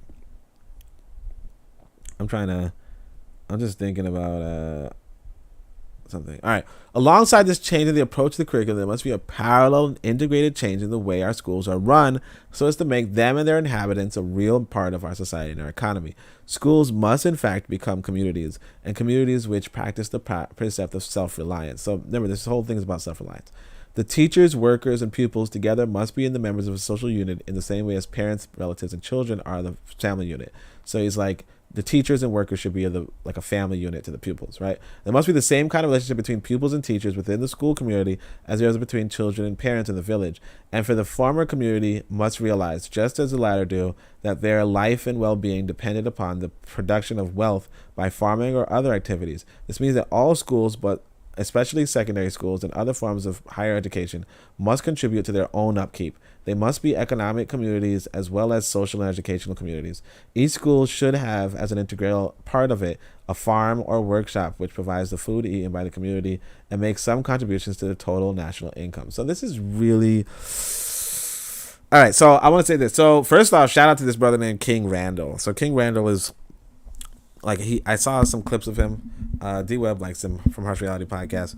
But King Randall has this school where he has these young black boys, and he's like just, kind of like teaching them those kind of life skills and man skills and all that kind of stuff, right?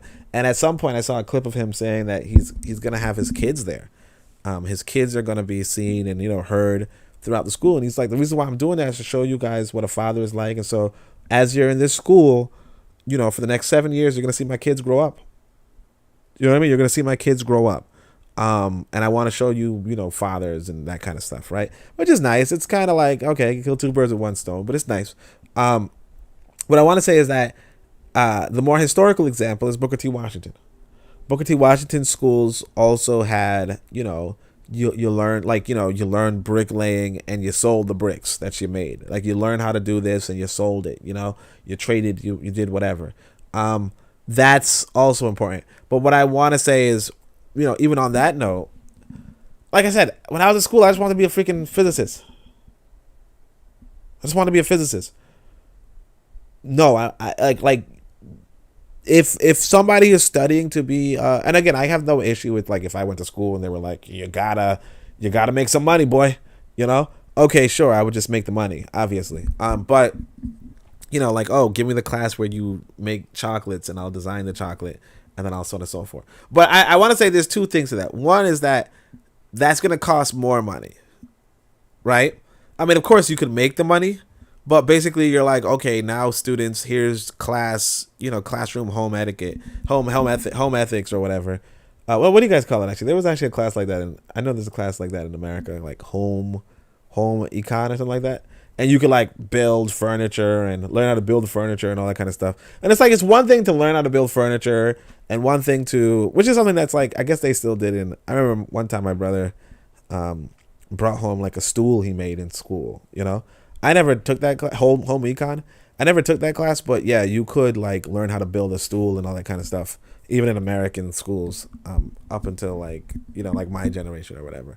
Right. But what I'd say is that, home ec, I don't know. Maybe I'll look at the comments and see if anybody says it.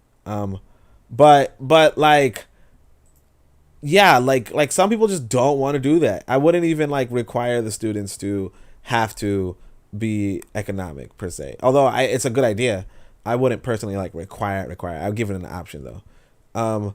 Let's see. There was actually a lot of comments. So Learning Curve says, according to the most recent census, only 30% of the population has a bachelor's degree.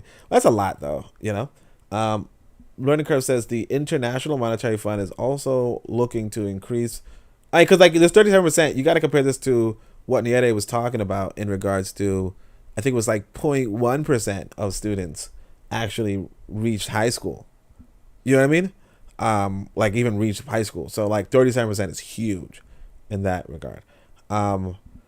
Yeah. So Learning Curve says the International Monetary Fund is also looking to increase degrees globally, but they are not looking to fund education for most people. Education will cost money most people don't have. Exactly. Right. Mr. Untouchable is complaining to my high school, like to me from, what was it, 20 years ago. And he says, language opens up your language opens your options to the world, bro. You live in an international city. Many Latinos in New York. Spanish can't hurt what you do. Yeah, that was like you're 20 years, like, you know, dollar short and a day late, bro. he's like, yo, but 20 years ago, you should have made it. No, I mean, like, realistically, had nothing to do with my passion at the time, you know? Like, realistically, if I had followed the track that Westerners laid out for me, I would not even be here. You know, I would just be sitting comfortably somewhere with, you know, maybe like a 6-figure income, solving mathematical problems about the universe, you know, just not even like remotely related to what I'm doing now, you know? So, I mean, like, there's no way to tell from the past, but it's like, you know, you can never correct the past. You know, the past is correct as it is, in a sense. Or it is what it is. It's just the real world, you know, and you just have to deal with it. Learning Curve says the question to be answered is, what is basic education? What should the education include? And what basic information is needed to develop a good, productive citizen? Yeah, that's exactly what Nyerere is asking here. And like we're trying to answer, and that's pretty good. So let's see.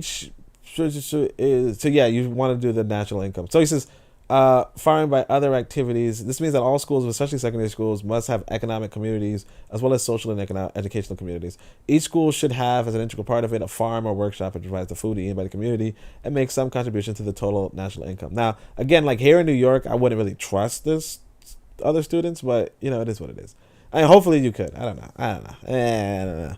But again, he's talking about a different land, different time, all that kind of stuff. This is not a suggestion that a school farm or workshop should be attached to every school for training purposes. It's a suggestion that every school should also be a farm. That the school community should consist of people who are both teachers and farmers and pupils and farmers. Obviously, if there's a school farm, the pupils working on it should be learning the techniques and tasks of farming, but the farm would be an integral part of the school, and the welfare of the pupils would depend on its output, just as the welfare of a farmer depends on the output of, his land. Thus, when this scheme is in operation, the revenue side of the school accounts would not just read as, at present, grant from government, grant from voluntary agencies or other charity. They would read income from sale of cotton or whatever other cash crop was appropriate for the area, value of the food grown and consumed, value of labor done by pupils on new building, repair, equipment, etc., government subvention, and grant from. Now, again, like this kind of just sounds like he's trying to offset the cost of schools to the students, child labor kind of stuff, which is fine. It's just, but again, like I said, Booker T. Washington does this pretty successfully. And Booker T. Washington's like, when you talk about self-reliance, you might as well talk about Booker T. Washington. So it could be like, I kind of wish he would say Booker T. Washington so we could be like, oh, okay, gotcha. But it could just be like, again, like everybody does self-reliance. It's not just Booker T. Washington, but it's like I don't know if I would say every school, or if you're in the school you have to farm.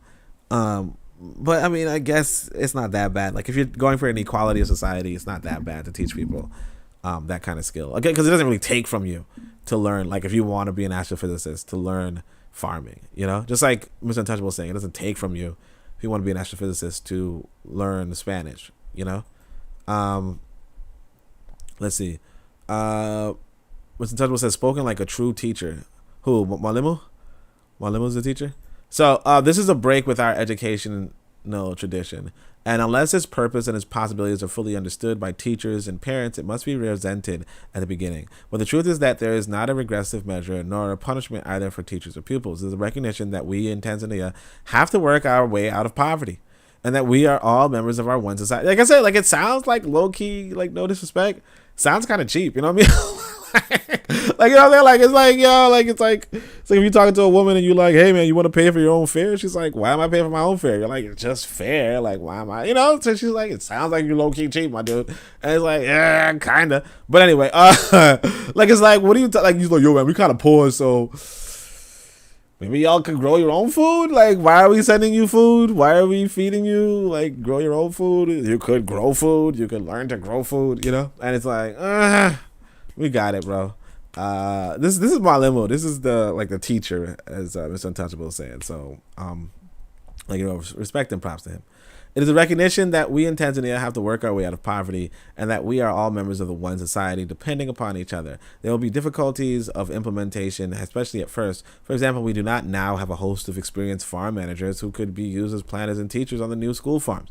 But this is not an insuperable difficulty, and certainly life will not halt in Tanzania until we get experienced farm managers. Life in farming will go on as we train. Indeed, by using good local farmers as supervisors and teachers of particular aspects of the work and using the services of the agricultural officers and assistants, we shall be helping to break down the notion that only book learning is worthy of respect. This is an important element in our socialist development. That's another thing about farming, too. It's like, I don't really know too much about farming, but I mean, I know that it might be that your land cannot produce everything you need to be self-sufficient in that farm. Now, it could be that another farm on another piece of land, or so on and so forth. But then it also becomes like I think it was Tanzan who was saying, you know, a farm takes up like 14 hours of freaking labor. You know what I mean? Like, when are you gonna have when are you gonna have time to study? You know, or even if it takes, like, if it doesn't take that long because you have a whole bunch of students at hand, sure. But then is it going to be like, how much land do you need to feed 100 or 1,000 students? You know what I mean? How much land do you need to feed 1,000 students? And then when that comes about, how much labor do you need from those students to handle that land? And when are they going to be able to do their courses as well? You know, a lot of times that people talk about, you know, farming in schools, they like have small plots of land. You know what I mean? Like, you know, like small gardens. They don't have land to feed 1,000 people. You get what I'm saying? Like, how many acres is that on a daily basis? And then, you know, like, it's just a little bit like, I don't know. I don't know per se. Now, with regard to Booker T. Washington, I think he did have a farm, or a sizable farm. Probably not a farm exclusively to feed his own people, but like, again, you have the brick makers, and then they're selling these bricks, and then they could use that money from the brick sales in order to buy food. You get what I'm saying? So there's a little bit extra there, you know? Or like, let's say you're doing car mechanics, you know? Like, for instance, one thing I know that dentists do is that, like, student dentists do dentistry work for cheaper than dentists do. And so, like, if you want, like, some dentist, like, you want to go to a dentist that you can afford, you would ask a student, and then a student would do it. Now, would the student do as good as an experienced dentist? Probably not. But like, you know, if you just want, like, a cleaning, there could be, like they're like, yeah, it's a live subject, you know? And it's, like, supervised by a dentist and all that kind of stuff and what have you. But then that money that you would pay can be turned towards buying food for the school, like, to offset the cost of the school. This idea that you would have this huge farmland, like, again, I don't know much about farmlands, and I know that farms can technically feed a lot of people, so it's not like thing, but, you know, it's I don't know. I mean, I like it, but I don't love it. Like, say it that way. Mr. Touchable says, yeah, I think he was a former teacher before he became the president. Yeah, Mwalimu. Yeah, he's Mwalimu. Mwalimu means teacher, I think, right? Yeah. I think he's Mwalimu, right? Is he Mwalimu? No, yeah. I think so. I think that's what they call him. Yeah. And then Nkrumah's a Sajifo. Yeah. All right, so neither does this concept of schools contributing to their own upkeep simply mean using our children as laborers who follow traditional methods. On the contrary, on a school farm, people can learn by doing. The important place of the hoe and of other simple tools can be demonstrated. The advantage of improved seeds or simple ox plows and of proper methods of animal husbandry can become obvious, and the pupils can learn by practice how to use these things to the best advantage. The farm work and products should be integrated into the school life. Thus, the properties of fertilizers can be explained in the science classes and their use and limitations experienced by the pupils as they see them in use.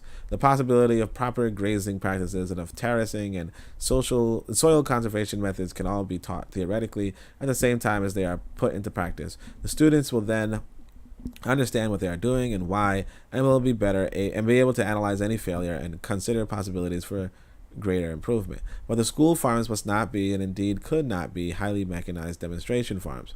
So he's like, they can't be the mechanized farms. We do not have the capital which would be necessary for this to happen, and neither would it teach the pupils anything about the life they will be leading. The school farm must be created by the school community clearing their own bush and so on, but doing it together. They must be used with no more capital. So he's like, just be cheap. You see what I'm saying? It's like, damn, you want them to learn modern farming, so then you would give them the modern tools, and it's like, nah, you're gonna use a machete.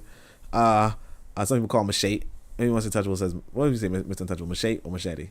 Well, he's like saying spelling. He's gonna spell it machete. All right. But anyway, the school farms must be created by the school community, clearing their own bush and so on, but doing it together. They must be used with no much more capital assistance than is available to an ordinary established cooperative farm where their work can be supervised.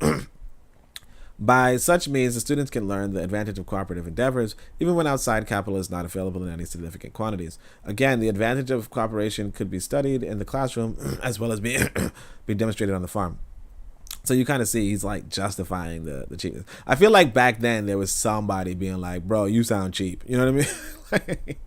like you sound poor. And he's like, yeah, man, we're poor. We are poor. Come on, guys, we're poor. The most important thing is that the school members should learn that it is their farm and that their living standards depend on it. So I'm saying, like, why would their living standards depend on it? Like, just give them the money, and if it fails, it fails. They're learning. They're kids.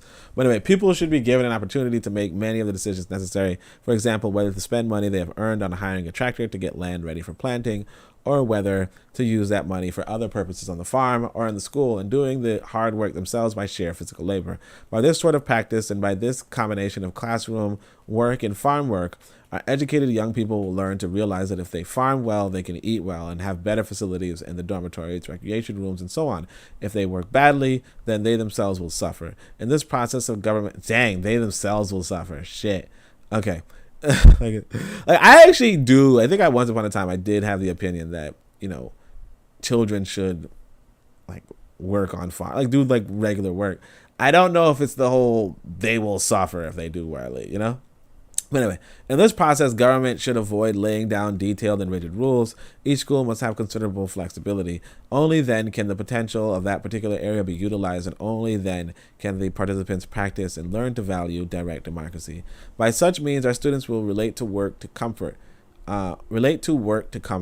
They will learn the meaning of living together and working together for the good of all, and also the value of working together with the local non-school community. For they will learn that many things require more than school effort, that irrigation may be possible if they work with neighboring farmers, that development requires a choice between present and future satisfaction, both for themselves and their village.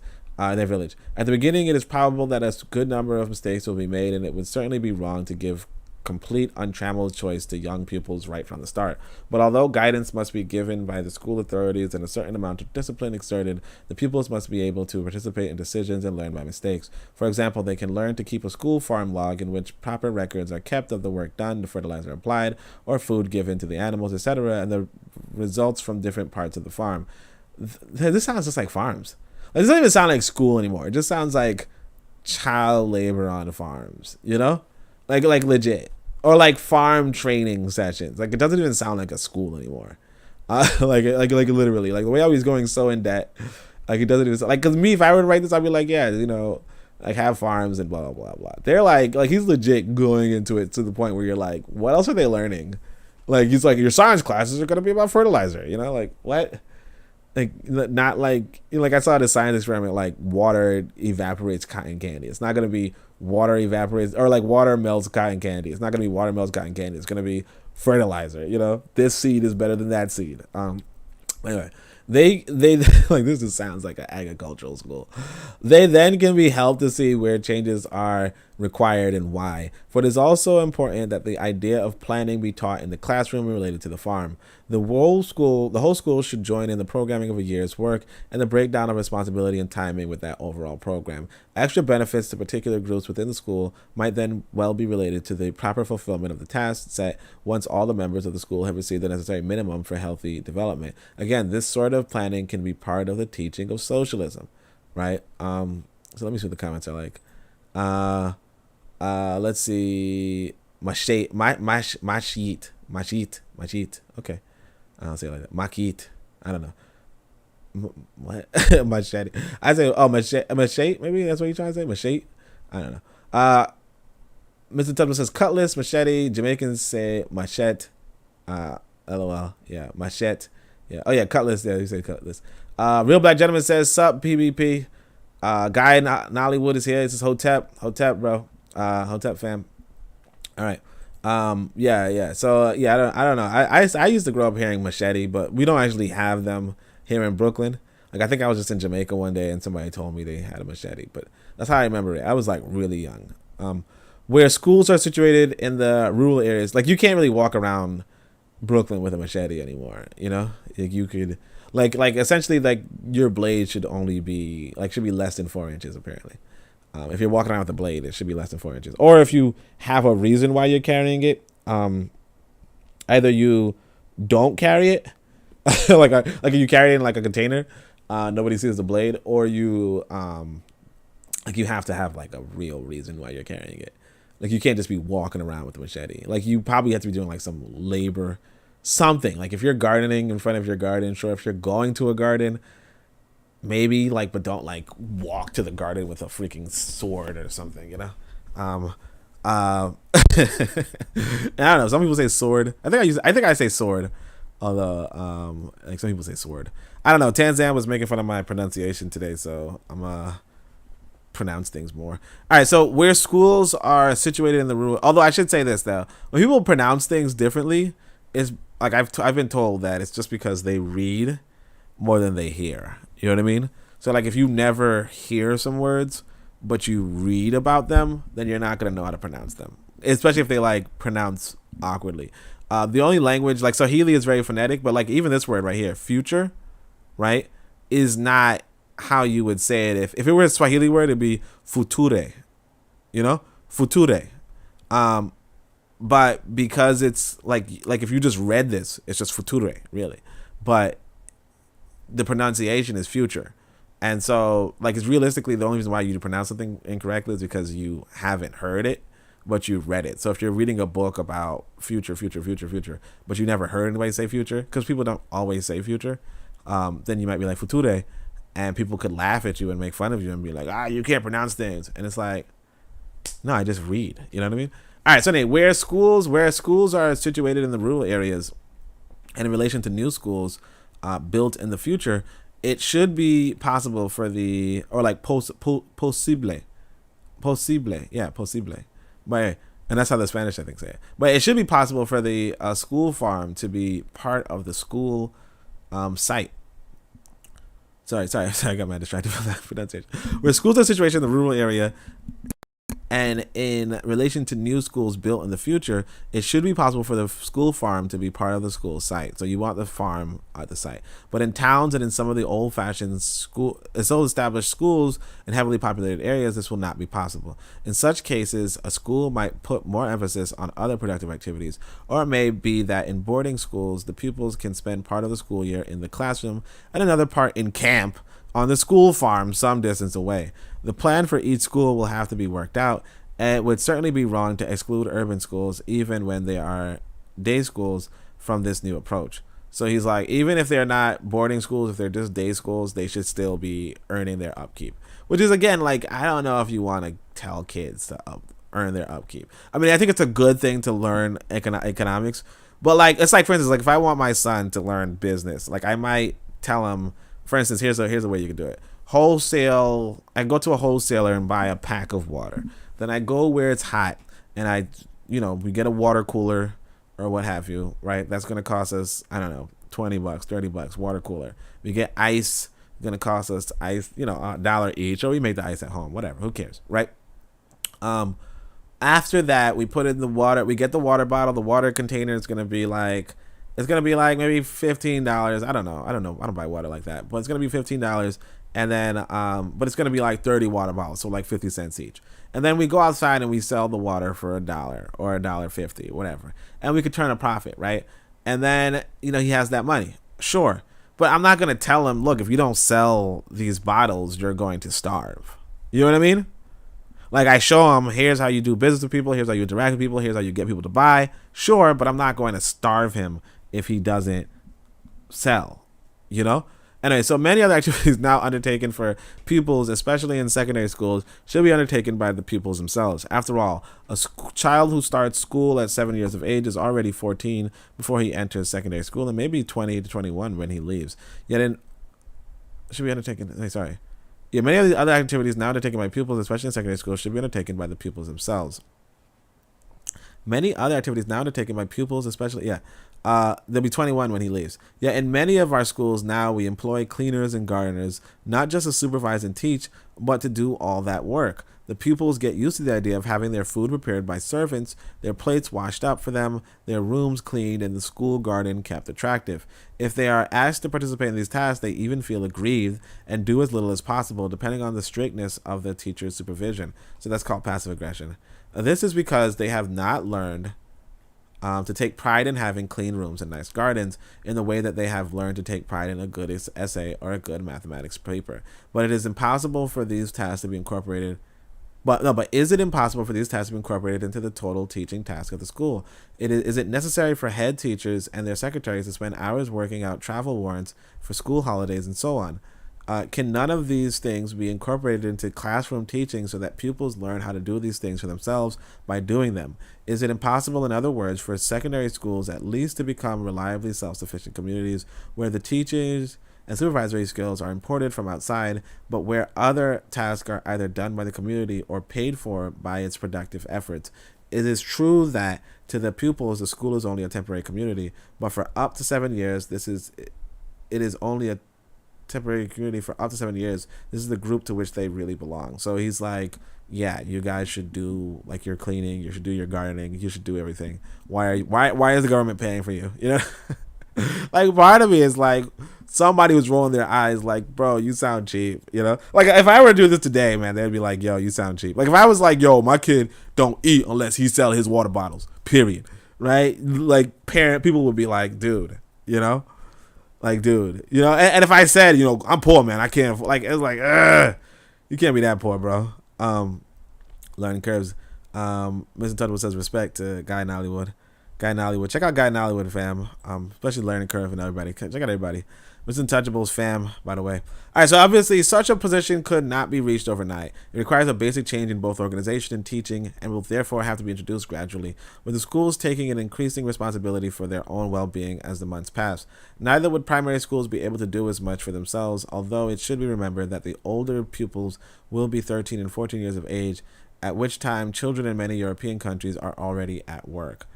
Okay, so he's like, you know, in Europe they're already working. Now again, like nowadays they're not working at 13 and 14, but yeah.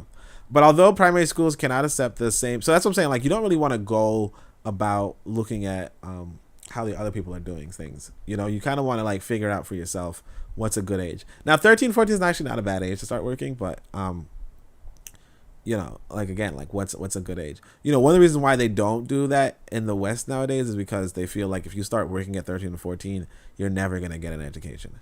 You know, like if you start working for your survival at 13, 14, you're never going to. So you want to provide for people to like not worry about survival for a long time. And so this kind of education kind of is like worry about your survival from 7 years old. In which case, yeah, why do you even need to go? Like if you can survive at 14, why do you need to go to school, you know, and do anything else? But like realistically, it's like, yeah, don't worry about your survival. I mean, it's complicated. It's a complicated thing, and so it's kind of like what Learning Curve was asking, and what Nyerere is asking. You know, just like, how do you go? But although primary schools cannot accept the same responsibility for their own well-being as secondary schools, it is absolutely vital that they and their pupils should be thoroughly integrated into the village life. The pupils must remain an integral part of the family or community economic unit. The children must be made part of the community by having responsibilities to the community and having the community involved in school activities.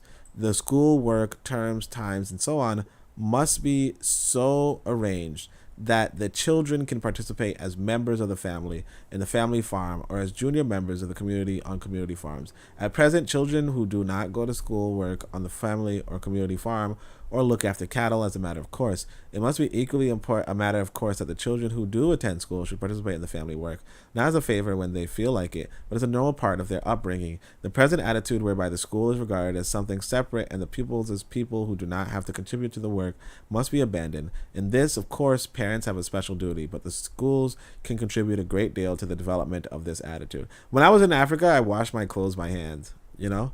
People were like, why don't you just take it to the laundromat? And I was like, no, I want to do it like here, you know? And actually, I got a little more respect for doing that, you know?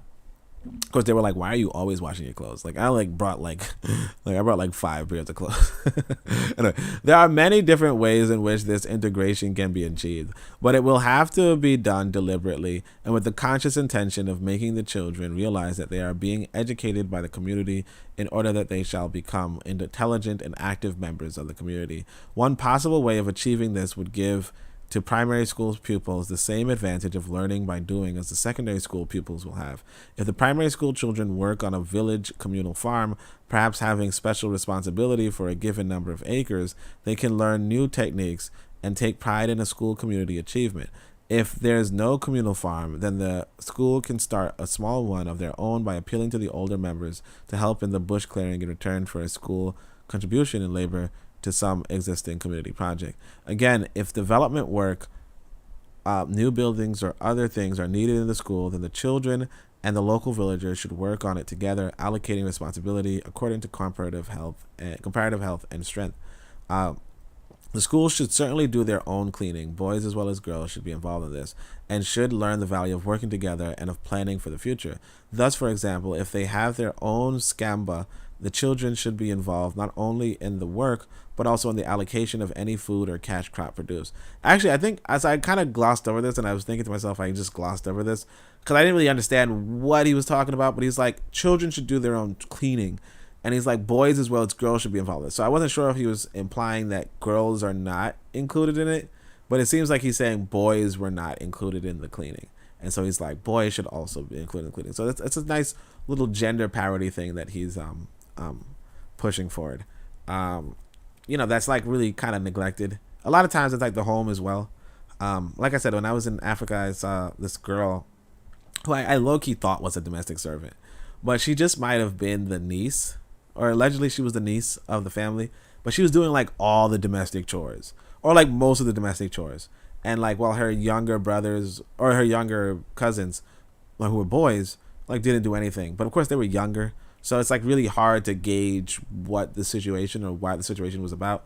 But like it could also be that they took a girl into the house because she was a girl and she would do the cleaning, whereas if they took a boy, he probably wouldn't, so that's another like advantage, disadvantage. But the idea here is that everybody should be involved in cleaning, not like a gendered cleaning kind of stereotype, which is actually pretty common also in Africa, but was common during this time period. They should participate in the choice between benefit, but of course you can also see it's 1967, so it's like the feminist movement in America was pushing back against that.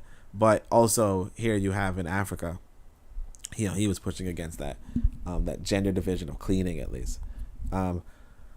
They should participate in the choice between benefit to the school directly or to the village as a whole, and between present or future benefit. By these and other appropriate means, the children must learn from the beginning to the end of their school life that education does not set them apart, but is designed to help them be effective members of the community for their own benefit as well as that of the country and their neighbors. So this is getting pretty long, but let me see, how long is it? Damn, it's already been 2 hours? Fudge. All right, let's keep going. One difficulty in the way of this kind of reorganization is the present examination system. If pupils spend more of their time on learning to do practical work and on contributing to their own upkeep and the development of the community, they will not be able to take the present kind of examinations. One difficulty in the way of this kind of reorganization is the present examination system. If pupils spend more of their time on learning to do practical work and on contributing to their own upkeep and the development of the community, they will not be able to take the present kind of examinations, or at least within the same time period. It is, however, difficult to see why the present examination system should be regarded as sacrosanct. So he's like, if we actually do this community farm thing, they're not going to be able to utilize their educational time for the education itself. But he's like, why is it so important about this examination, right? So he says, other countries are moving away from this method of selection and either abandoning examinations altogether at the lowest levels or combining them with other assessments. There's no reason why Tanzania should not combine an examination which is based on the things we teach with a teacher and pupil assessment of work done for the school and community. This would be a more appropriate method of selecting entrants for secondary schools and for university, teacher training colleges, and so on than the present purely academic procedure. See, that's what I'm saying. Like, what? So he's like, you should be selected based off of how well you did on the farm. Like, you should be selected for, like, astrophysics based off of how well you did on the farm. Like, again, like, that's something that would have pissed me off too. Because like I said, the Spanish thing actually got in the way of me going to university. You know? Because I didn't do well at Spanish, I was not, like, I think Spanish was like the main subject. I was not in the top percent of my school. And because I wasn't in the top percent of my school, like, a lot of colleges rejected my application. You know? Because they were like, oh, you graduated in this percentile? No, we're not going to take you. You probably won't do good in our school program. Now, granted, I'm going into a university program for astrophysics. Okay? I might take some liberal arts courses, but I have the freedom to choose whatever liberal arts courses I'm going to take. None of them would have involved Spanish. But because I didn't do well in Spanish, I could not, like, I was denied basically some scholarships on top of the fact that I couldn't. It's like, that's the kind of thing that doesn't really add up to people. It's one thing to say, learn the Spanish, doesn't even matter, but it might be good for you. It might be another thing to say, hey, you know what, contribute to the farm, doesn't really matter, but it might be good for you, right? But to be like, hey, you can't even go and, you know, become a physicist because you aren't good at farm labor. Anyway, once a more detailed outline of this new approach to education is worked out, the question of selection procedure should be looked at again. How many more pages is this? Because this is like starting to piss me off. No, I'm joking, it's not pissing me off. Okay, it's like these more pages. Okay, let me see. Yeah. So it's just like 2 more pages. All right, well, 4 if you count it, whatever. Why didn't I count it? All right, let me see. I read this part, right? Yeah. All right. So, okay, so we're almost finished, fam. All right, so this new form of working in our schools will require some considerable organizational change.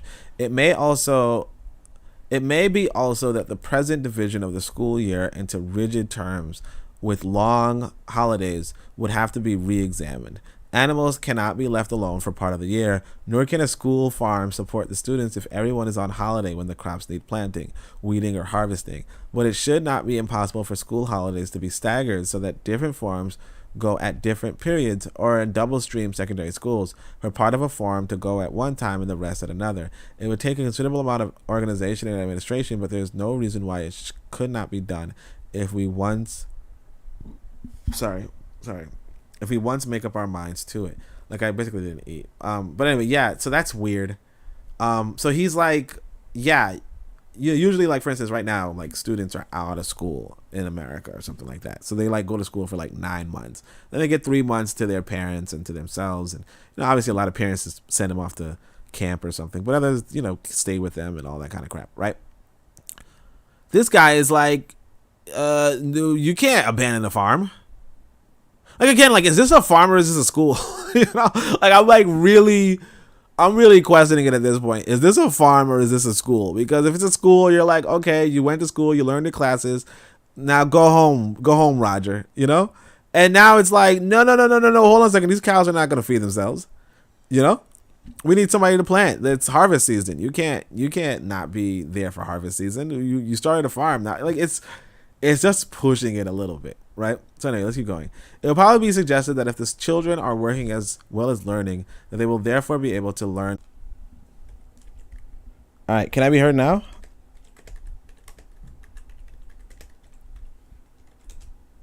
I think so. Let me see. All right, can I be heard now? Yeah, all right. Okay. So, yeah, I got a notification saying I got disconnected, but I think so. But now I can hear myself. So, like, yeah, it was yeah. All right.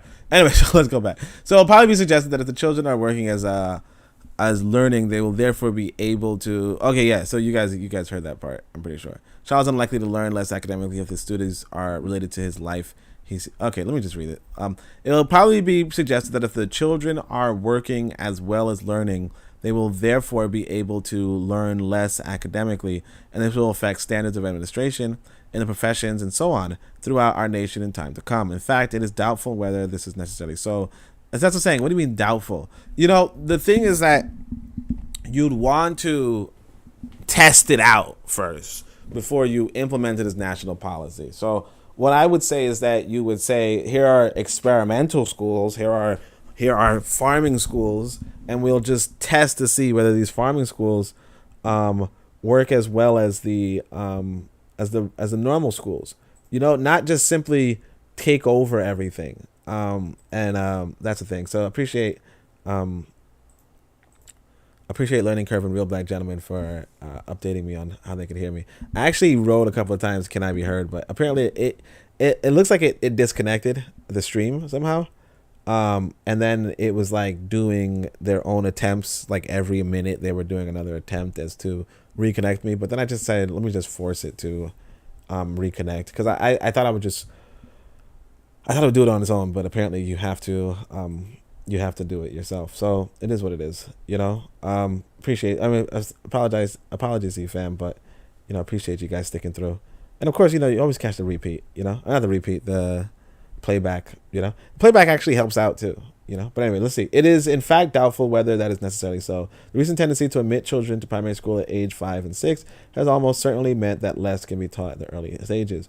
The reversion to 7 or 8 years, so like 5 or 6 is like when I was teaching my kid multiplication. You know what I mean? So it's like you can actually use those ages. It's just a matter of do you. And of course, like another thing about 7, 5, and 6 is that you can like socialize. But all right, so the reversion to 7 or 8 entrance will allow, but I mean it's still good to get them in 7 or 8, if you're teaching them from 5 to 6 yourself. Reversion to 7 or 8 entrance will allow the pace to be increased somewhat. The older children inevitably learn a little faster. A child is unlikely to learn less academically if his studies are related to this life he sees around him. But even if this suggestion based on provable fact, it could not be allowed to override the need for change in the direction of educational integration with our national life. For the majority of our people, the thing which matters is that they should be able to read and write fluently in Swahili. See that? That's my brother.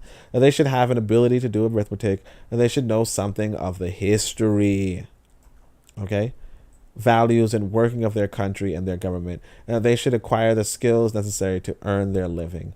It is important to stress that in Tanzania, most people will earn their living by working on their own or on a communal shamba, and only a few will do so by working for wages which they have to spend on buying things the farmers produce for themselves. So he's like, most people in Tanzania are going to be rural. And the thing is that, like, where is the development? Like, it's kind of too present oriented and not really future oriented. But it's still like, again, he's top 3. So just take that with that. Things like health science, geography, and the beginning of English are also important, especially so that the people who wish may be able to learn more by themselves in later life. But most important of all is that our primary school graduate should be able to fit into and to serve the communities from which they come. Basically, go back into the shambas, The same principles of integration into community and applicability to its needs must also be followed at post-secondary levels, but young people who have been through such an integrated system of education as that outlined are unlikely to forget their debt to the community by an intense period of study at the end of their formal educational life. Let me see what the comments are like. So I'll just know how to do things better for next time. So the same principles of integration into the community and applicability of its needs must also be followed at post-secondary levels. But young people who have been through such an integrated system of education as that outlined are unlikely to forget their debt to the community by an intense period of study at the end of their formal educational life. Yet even at university, medical school, and on post-secondary levels, there's no reason why students should continue to have all this washing up and cleaning done for them. So damn, like, come on, dude. Like, let them be students. Like, come on. All right, but anyway, I get it. Nor is there any reason why students at such institutions should not be required as part of their degree or professional training to spend at least part of their vacations contributing to society in a manner related to their studies. At present, some undergraduates spend their vacations working in government offices, getting paid at normal employee rates for doing so.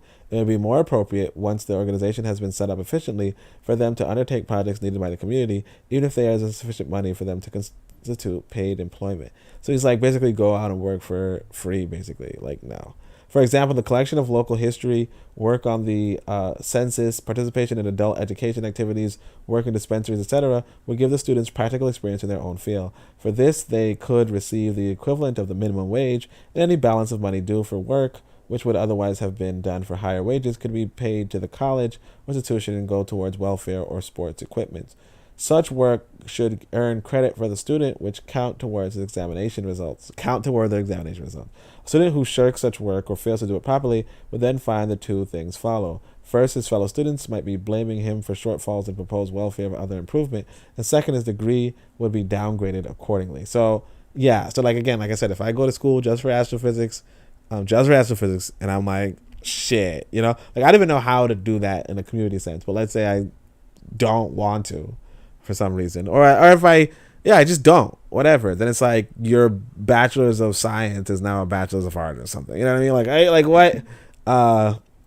And it's like ridiculous to a degree. Now, obviously, I get it too. It's like, hey, if I go to do this in astrophysics, I come back and I teach kids programming. I could do that, and I do that for free or something, because like I already want to like low key teach kids programming.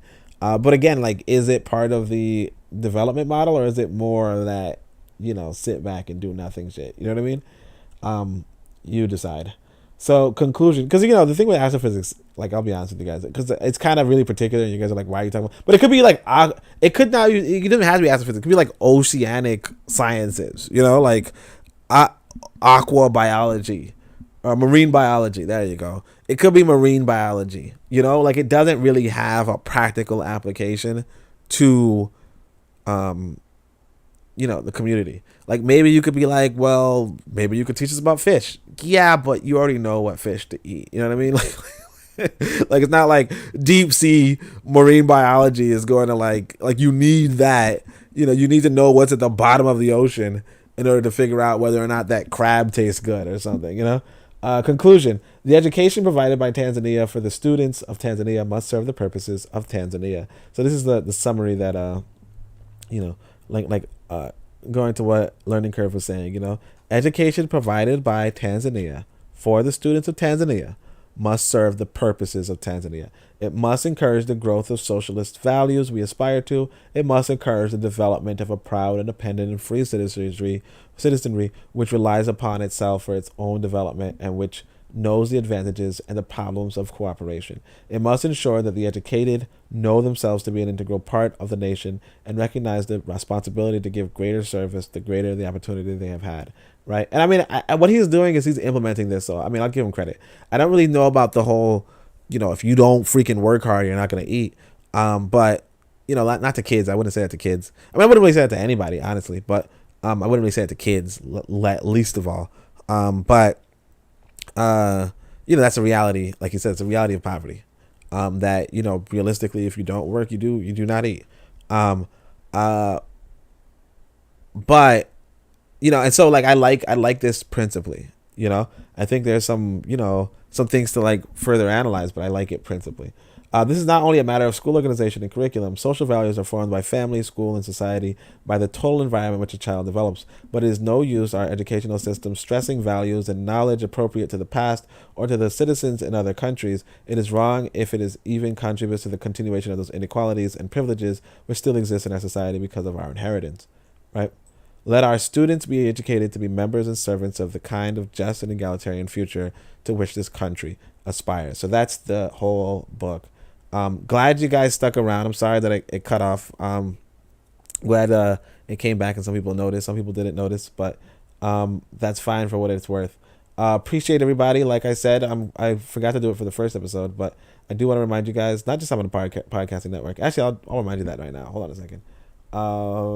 Where is it? It's over here. This is D Webb with the Harsh Reality Podcast, asking you to tune in where we tackle the news of the day that affects our community, only on KWAZ Radio. Greetings, everyone. This is Koku from the Bitter Medicine Podcast, inviting you to tune in to the Bitter Medicine Podcast on KWAZ Radio. Greetings, fam. Tune in to The Learning Curve with me, the Revolutionary Matron on KWAZ Radio. You are listening to the Pro-Black Perspective on KWAZ Radio.